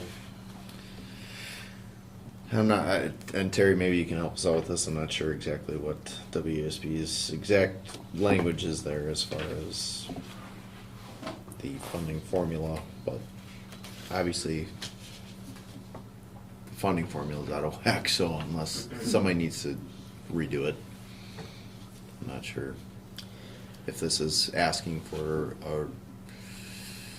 that to be renovated or redone, or if it's just simply just saying such. Yeah, I don't have a real good answer for you on this one. I do think that it almost is calling out the specific conditions of the low spending schools that caught in this, whereas we know it's broken for, I won't say all schools, many more than what this maybe is pulling into the focus. But you're going to hear it works for 85%, so the other 15% us can figure it out. Yeah, I think that's a call your legislator issue. Mm-hmm. They're very aware. And we talk further about additional funding concerns as well in other resolutions. Mm-hmm. Any other feedback on that one? Next is Nina Joint, again, public-private partnerships and expanded use of Title I funding for early childhood education, public 3K and full day 4K. The committee approved this resolution in a modified version. It is Resolution 2506, which is early childhood education funding and public-private partnerships.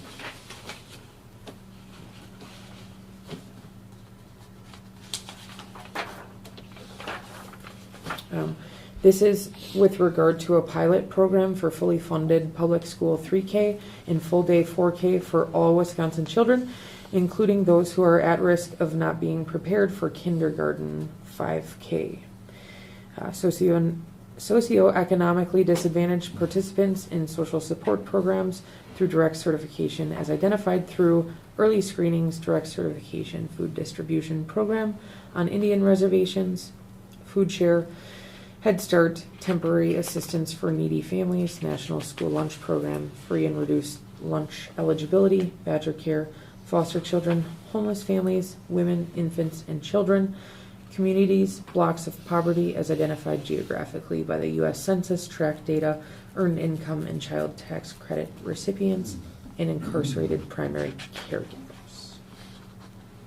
I think we talked briefly about this previously in a former board meeting as well. But partnerships between public school districts and other federally funded programs. I think it was a mistake to bring it forward combining 4K and 3K. I think they're two very different topics. Carrie, you can I would agree with that. add into that. It doesn't pertain to us as much here, but I'm very apprehensive when we start saying things, especially like about the 3K funding, and then with community partnerships when we don't know what their standards would be at those facilities compared to what the expectation would be imposed on public education. We much more need to have the backing to fully support a full FTE for 4K education. If we have kids going to school full-time in 4K, they should be fully funded. If they're only going part-time, then you write it up as part-time. But to have the expectations and not reimburse when they are having a full day of services is where the energy should have been spent. I believe this is already at legislative level and being looked at very closely.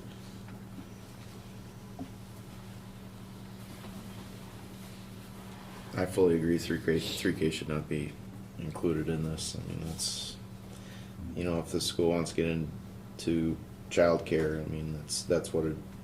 That's, you know, preschool childcare. I mean, that's what it is. I don't know. It's the minute you start labeling it, it's a slippery slope.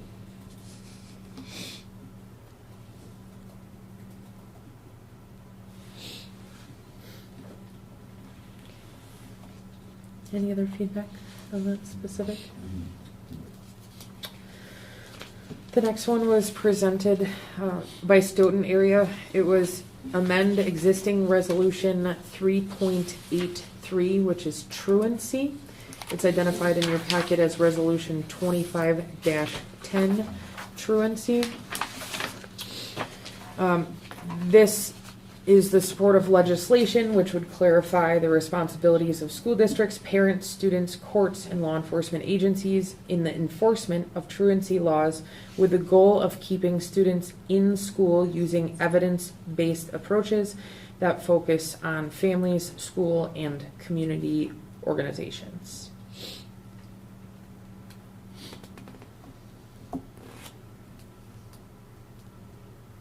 My only concern with this was taking that discretion out of potentially out of the district and the processes we used in our community, and giving that a blanket legislation, because our school district, based on size and scope, is different than adjacent school districts in facing truancy related issues. I just was concerned about the balance of power and taking that away from the district and make it a legislative idea. I would agree with that. My concern too is that if they're going to have the truancy conversation, it should really be looking at the reasons why the truancy is happening and take away the punitive approach to districts being, dinged because of a truancy issue, where you can't say it's because of mental health. We have a plan, we're working with the students. It's still showing that you're not having that student in seat.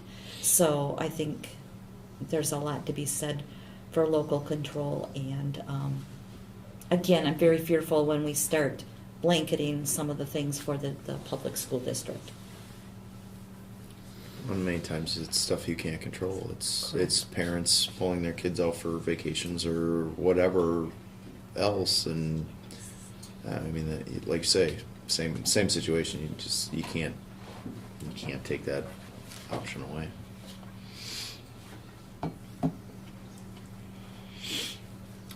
In reality, the language is what we're doing. Right, the language. Right, like the language. There's just some intent Right. in the background that takes control. Right.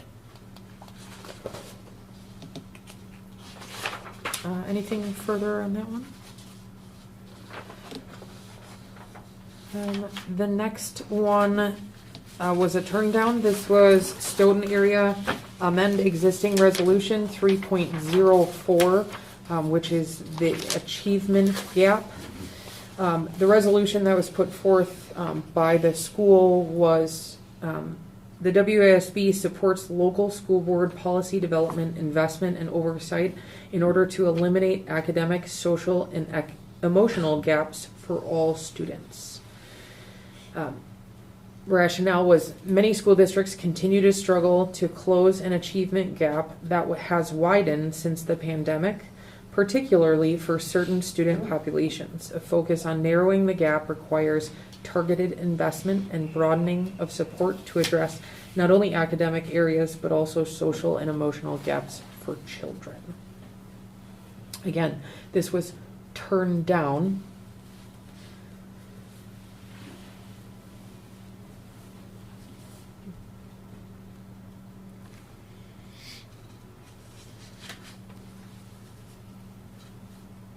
Any feedback? No. Next, Stoughton, amend existing resolution 3.05, educational objectives. This is in your packet as resolution 25-09, educational objectives. Committee approved this resolution in a modified version, which is located in your 25-09.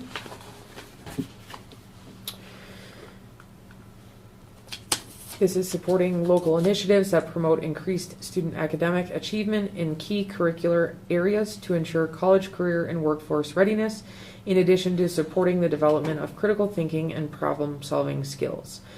WASB affirms local school board responsibility to establish student course offerings and credit requirements that support the education mission as stated above. So this one's pretty self-explanatory. Yeah, I'm not sure why. It's pretty much the reason for school.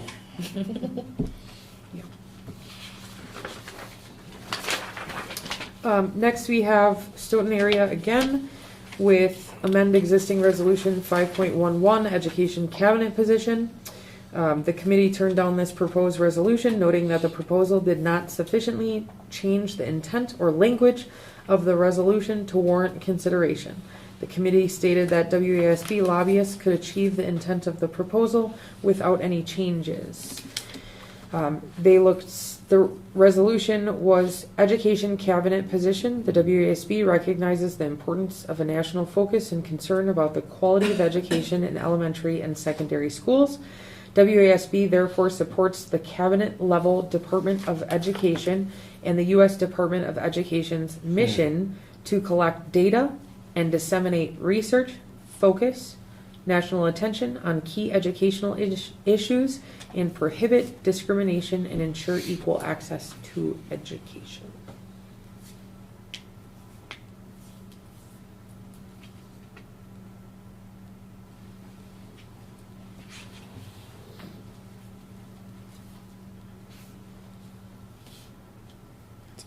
Politically motivated change. Yes. They're just trying to make themselves look more useful.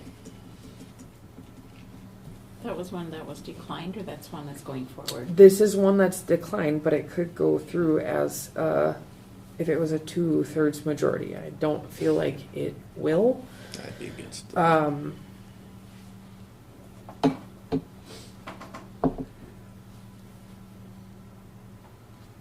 Really, it's just justifying federal programs. So, and I don't think it fits in the WSB resolutions. I don't think it's applicable at all, having to do with federal mission.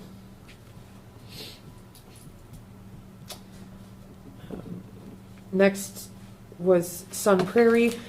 This is in your packet at 2511, funding for school meal debt.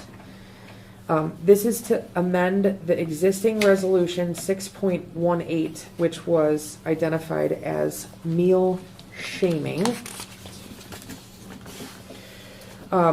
So this is to add language or language consistent with the idea of feeding all kids the same meals, no matter what, and being reimbursed for the unpaid lunch balances at the end of the year. Approved language by the board. The WASB supports legislation that allocates money to reimburse districts for the cost of unpaid school meal debt if they are feeding all kids without stigma. This particular school was looking at a $50,000 to $55,000 unpaid meal balance at the end of the year. Again, looking at ensuring they're feeding all children and that the state providing that debt back to the district.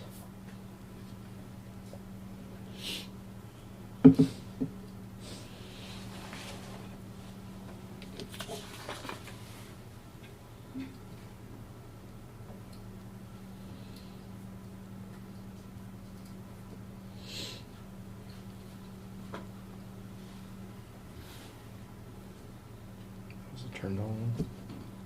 No, this is Which one? a resolution. Which one did that go to?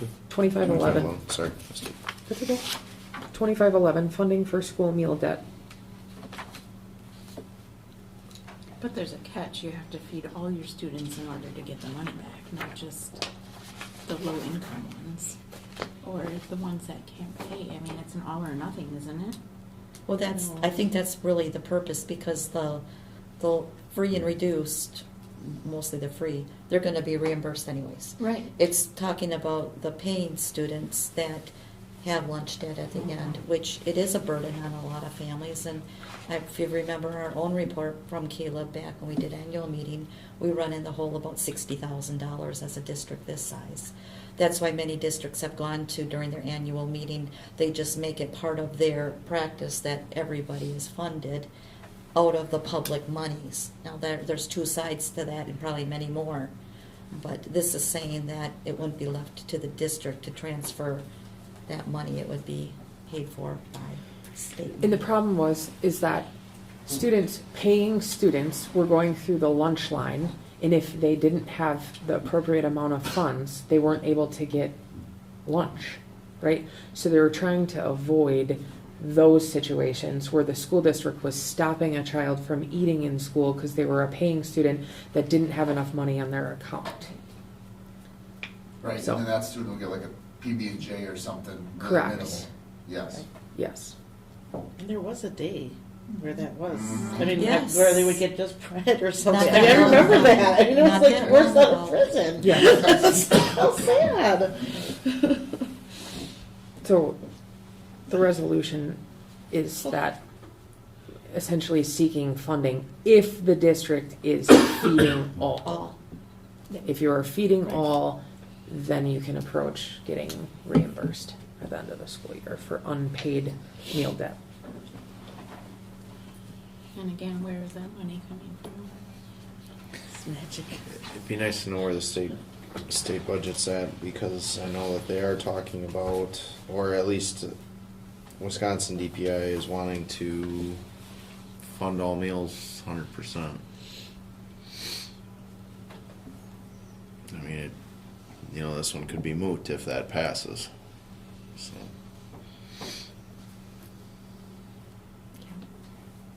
I just like the idea of there not being a separation of the haves and the have-nots, where in this case, the have-nots are actually the kids getting fed, and it is a big budget expense, even though we try to keep it very cost-effective. Basically you're paying to break even, but we know the cost of foods and family budget and resources too, and you have a few kids, like some of you do. Can add up to a pretty big expense for families. Great, and then we're putting the lunch costs back on the taxpayers. Right. When parents have a responsibility to feed their children.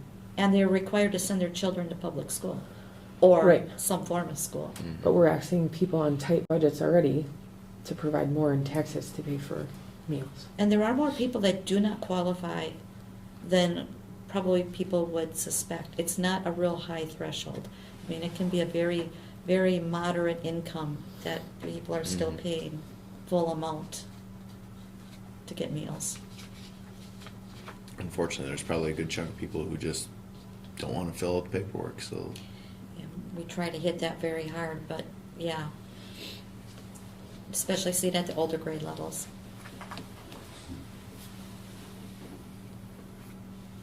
Any other feedback on that one? Next is another turn down resolution, proposed resolution. This one was from Sun Prairie. It was an amendment to existing resolution 3.16, which is student assessment. The committee turned down this proposed resolution, noting that the intent of the proposal was already covered in existing WASB resolution 3.10 sub D sub 3, which is titled student assessment. Their proposed resolution was the WASB supports the use of state 4th and 8th grade tests as one factor in determining the promotion of students into higher grades if districts are also permitted to develop and consider other criteria and the weight to be given to each area.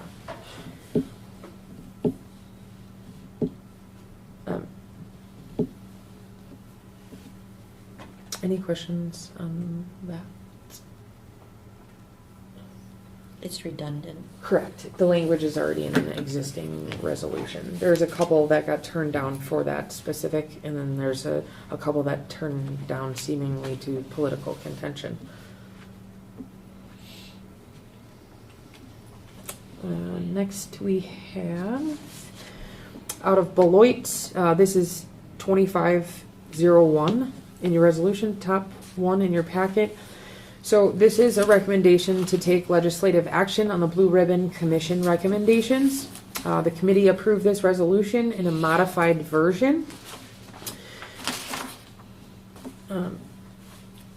The details are in your packet, but it is WASB essentially recommending that the legislation take a look at the work that was done during the Blue Ribbon Commission on school funding and begin to take action on that funding.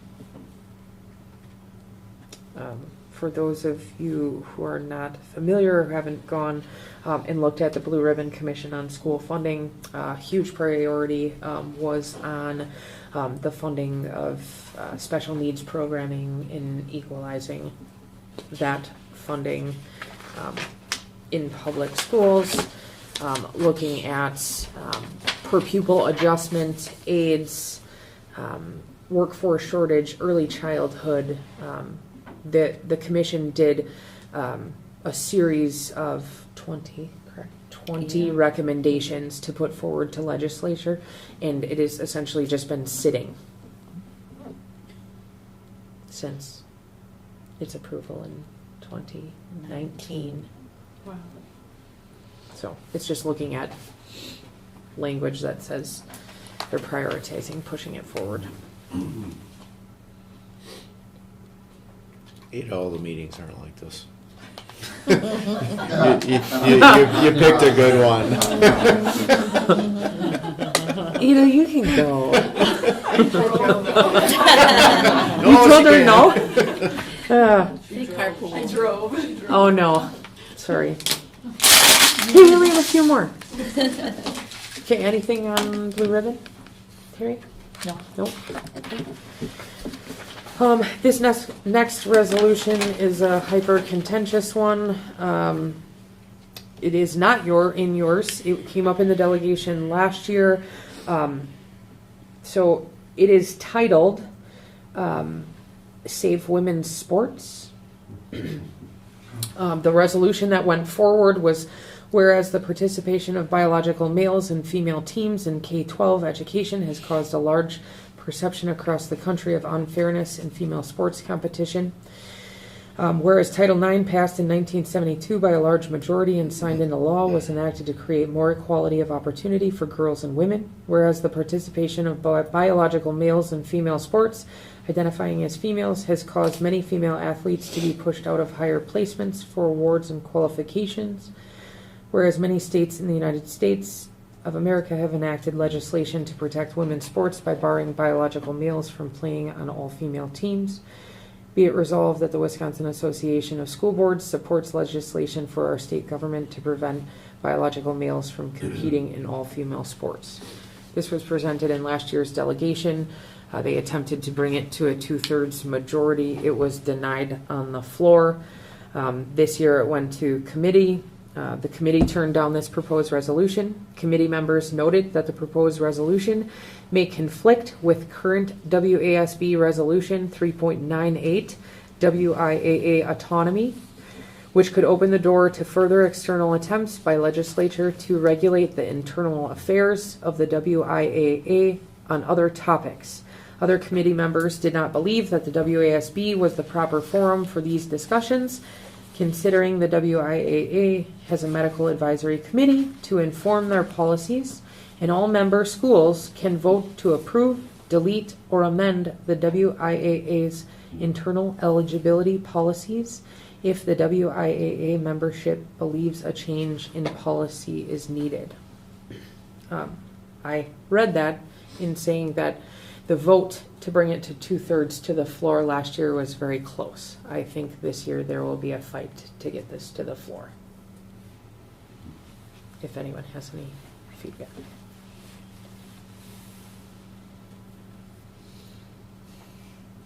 Always welcome to send it to me. WIA doesn't take very well to being told what to do. I get it, but yeah, it's an interest. I mean, it's who's. Yeah, I guess the big question is who really does have the final say. Is it?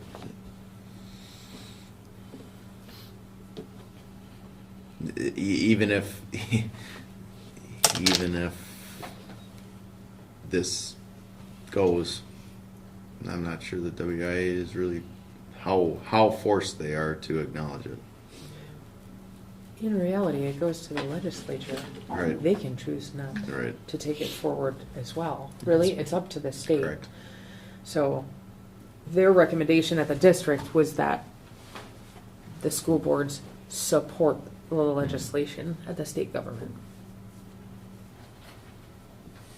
So, again, if you do have feedback, I feel like this has been a point of contention. I think this is going to be the longest situation we have at the delegation. It really was last year, but Will you please have a bag of popcorn in your bag that you pull out when this, and just set it down on the counter?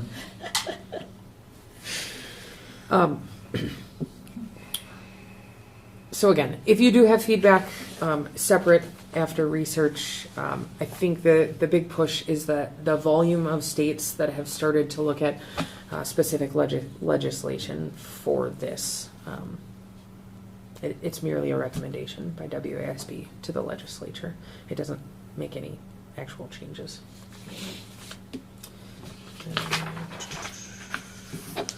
New London was excited. They did get a resolution to pass in, which was revised school accountability practices in reference to district and school report cards. This is on your packet as 25-08, titled Accountability and School Report Card Standards. This one may be a little bit more of interest to us. So the details in what they put forward as the recommended resolution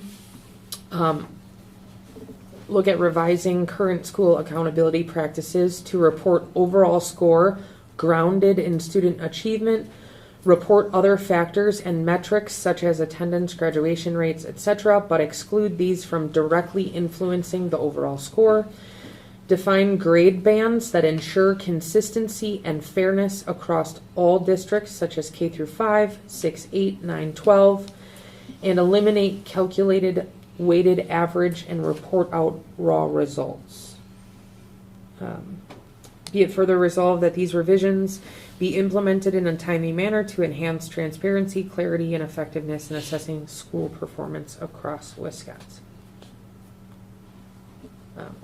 They're looking at the obscure nature of what assessments are currently.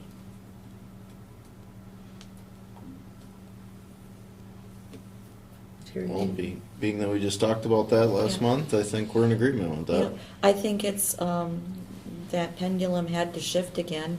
It's gotten so far to the other extreme that the other factors are weighing into what deems a school that is successful or not successful, getting away from the results, which I call the performance-based, was bound to come up.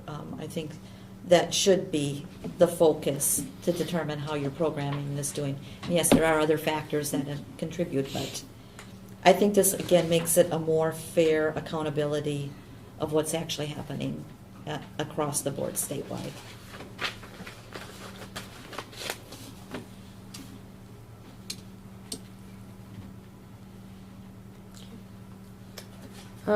Next one is out of Schulzberg. It was a 1-cent sales tax proposal.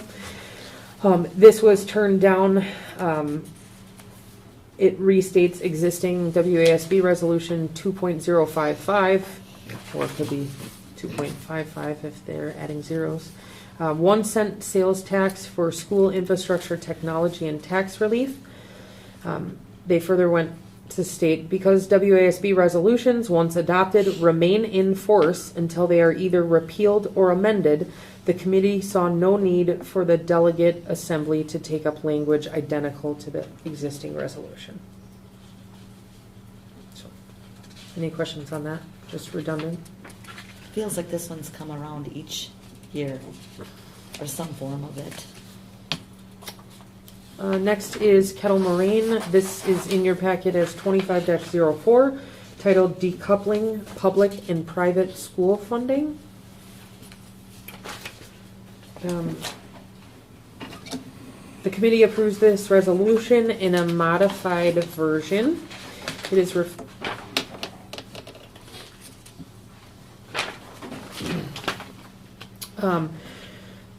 the resolution, WASB supports the removal of MPCP, RPCP, WPCP, and SNSP and independent charter school funding from the state equalization aid formula. The WASB calls upon the governor and state legislature to enact legislation establishing separate GPR funding from educational choice programs separate from the school aid formula, and specifying that the state equalization aid and local property taxes are to be used for the education of public school students. So all of those acronyms are Wisconsin Parent Choice Program, Wisconsin Independent Charter Schools. GPR is General Purpose Revenue. Basically looking at separating any type of charter or private school from the public.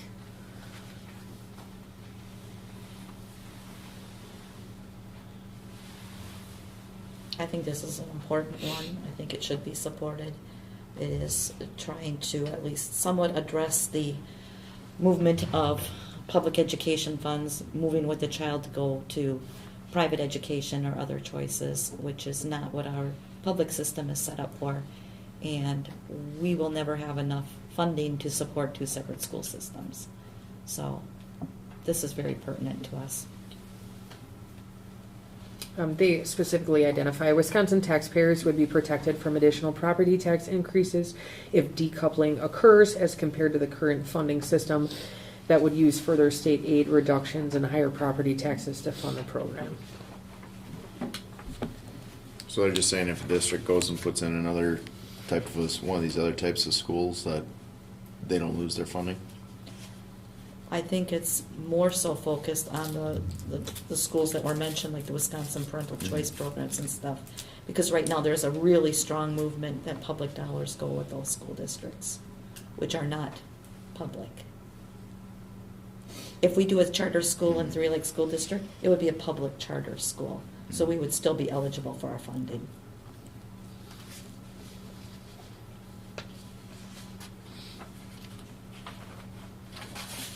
The number that they estimated was 300 million. Mhm. Reduce property taxes by 300 million just by decoupling the parent choice program in the independent charter schools.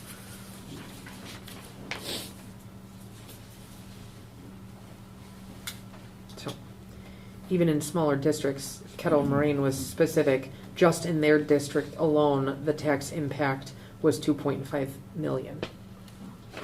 That's a lot.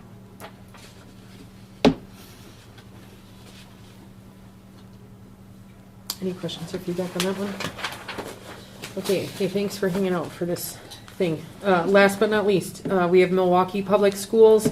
It's titled, in your packet, 2503, Early Literacy Assessment for English Learners. This proposal was advanced. It was proposed that English learners,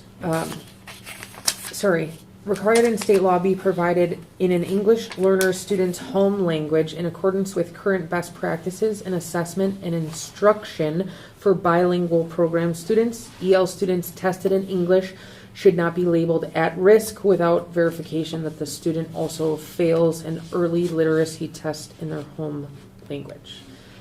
Maybe not something that we come across constantly, however, it's looking at not automatically looking at as an English learner as an at-risk student, but ensuring that all of the testing is delivered in their primary language.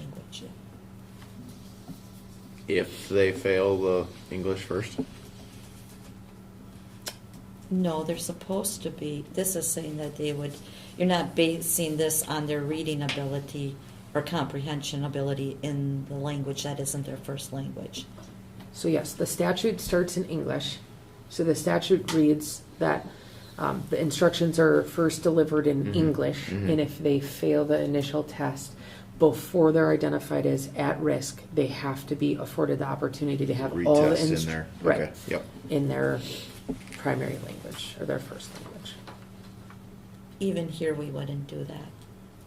We would test them in their language, right, Carrie? Mhm. This is what we've done. Yeah, you have to assure that they're proficient in their language. Right. Well, just The add-on is saying fair shake. somehow they got listed as at risk, Right. and that would not make sense. Right. So that is a solid resolution. Yeah, it's giving the kid a fair shake. Mm-hmm. I think really it boiled down to they were over-assessing at-risk students, and then they referred to the statutory language, which was in direct conflict with federal law. So, That's probably exactly it. Okay, any questions, concerns? Again, if there's any feedback, you go back through the resolutions of the 12 that are going through the delegation and have an opinion, want to provide it in private, more than welcome to do that.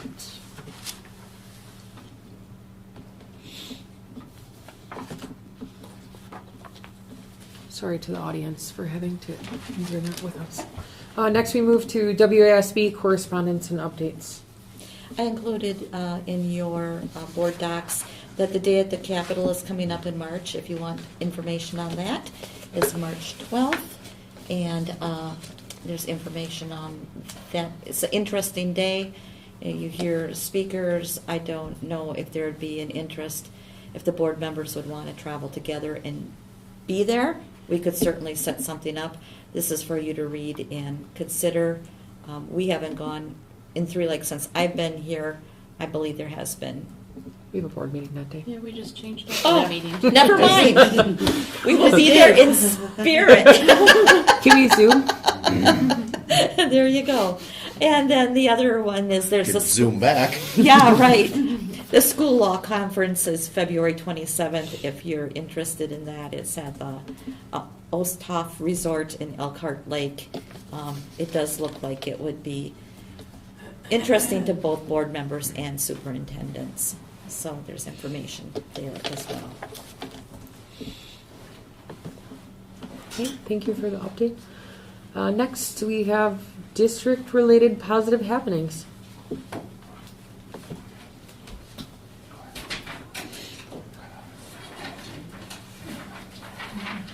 Mr. Ria, this is your one chance to talk. Come on. It's been really quiet, so. And we had the December one late after all of our other stuff that I reported on, so. Your ice skating rink's open. No, there you go. Sure.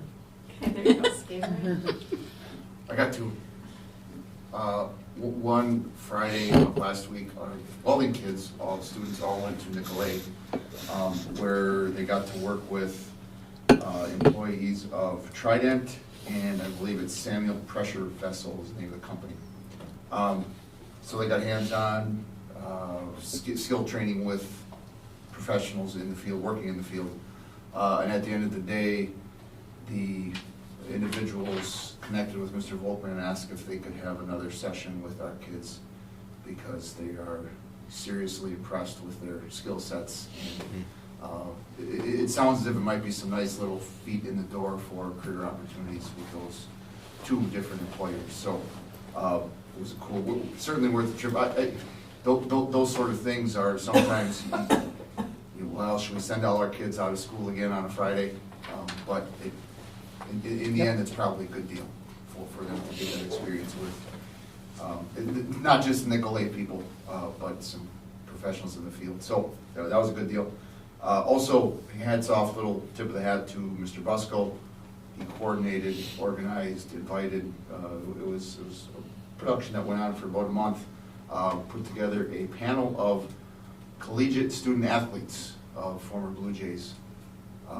6 of them in this session, and he's got 5 more in the hopper to invite for another session potentially as soon as May, to maybe get some kids thinking about their summer training and things like that. But put together a panel of kids who are, I call them kids, but they're adults for the most part, who are competing in their collegiate sport of choice. We had track and field, we had volleyball, we had softball, soccer, and football, all represented in the front of the room. And two main goals we invited, the audience, I should say, was every student athlete in high school and junior high got invited to attend. Had a pretty good turnout. The kids shared, first of all, the goals were, number one, get our kids that are here dreaming, if they want to dream that dream, and fuel the dream if they're already dreaming that dream of competing at a level past high school. But more importantly, and more certainly touching more of the kids who were in the audience, shared with the group that 13 of the banners that are hanging in the gym, conference and/or state level banners, the 6 sitting in front there had something to do with those 13. So really tried to foster some conversation about, hey, being or having a successful high school experience doesn't necessarily just mean show up for the first day of practice, right? And I think the kids that came back did a pretty nice job of hammering some of those things home, suggestions for what got them to the spots they're in the sport, and how that parlays with the academic world at the collegiate level. So pretty cool that there's 11 kids, 6 of them that were invited for this round, and probably 5 or 6 for another round that are all right now on NCAA rosters somewhere in this country. That's pretty stinking cool for a school this size. So that was kind of a positive thing. Awesome. I just have a couple. Last Thursday, we hosted the school spelling bee. Congrats goes out to Olivia Koch, Grace Manley, and Becca Coach for placing 1, 2, and 3. And February 13th, Three Lakes is now hosting this year's regional bee, so we'll be doing that right here in our auditorium. And hope that we get a good showing from our folks that have qualified for that. So I think Ada might have one. The huge garage sale, January 25th, is going to be in the small gym. I know that numerous people like Mr. Ditzler, my mom, and a bunch of members have put out the word for everybody, and we've already received numerous donations. And our drop-off days are Tuesdays and Thursdays until that day comes around. And I don't know, we're just excited because NHS isn't really known for doing a whole lot. So this is definitely putting us out there for the community to get to know us, and it's for a good cause for the Veterans Memorial construction and everything, so. There is a lot of excitement already. There's a buzz out there, so good job to you guys for putting this together.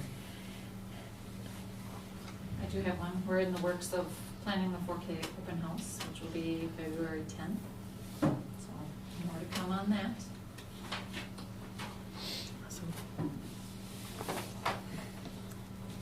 Steve. I just looked at a lot going in the elementary world lately. 2 weeks of vacation since the last board meeting. Okay, Just getting back in fair. the swing. Getting back to Routines doing- and testing. Oh yeah, That's about it. we're in our testing windows. Lot of grade school positive. kids. A lot of grade school kids out for basketball right now. I can say that. A lot of we have the travel balls going, but we also were able to implement a more of a skills based, which has been great for the kids. Saw great turnout from a lot of kids, boys and girls. So I think it's definitely going to. It was a needed step to maybe rebuild a couple of programs a little bit. So we'll look to renovate a little bit and come back stronger next year. So I guess from the grade school standpoint, I'll cover you guys. Well, and Mr. Busco took a group of students for the finance and investment goal. Nicolay College. That was really cool. See the kids, boys especially, dressing up. That was a Kids big coming in. deal, man. Yeah. Let me tell you, I was the spearheader on that. Ironing and taking pictures. I mean, let me tell Did he you, tie his own tie? it was awesome. What's that? Did he tie his own tie? Well, Clip on. that was a big conversation piece too. Kirk's like, just do the zipper. Nobody's gonna be home when he leaves for school. And then he's like, Mr. Busco would help me, Mom. I'm like, whatever you want to do. Here's your choices. Take it. We got, zipper to. Beautiful. Yeah, it's real. Their stuff. group did pretty well, actually. I know. Yeah. That was impressive. I thought that was a great group he put together. 4 boys of, I'm impressed. It was nice. I think that's it. Okay. If there's nothing else, I will take a motion to adjourn. Motion adjourned. Second. I thought we were going to have hesitation there for a second. All right, we have a motion by Josh to adjourn, second by Stacy. All those in favor of the motion signify by stating aye. Aye. Opposed? None heard. Motion carries. Thank you, everyone.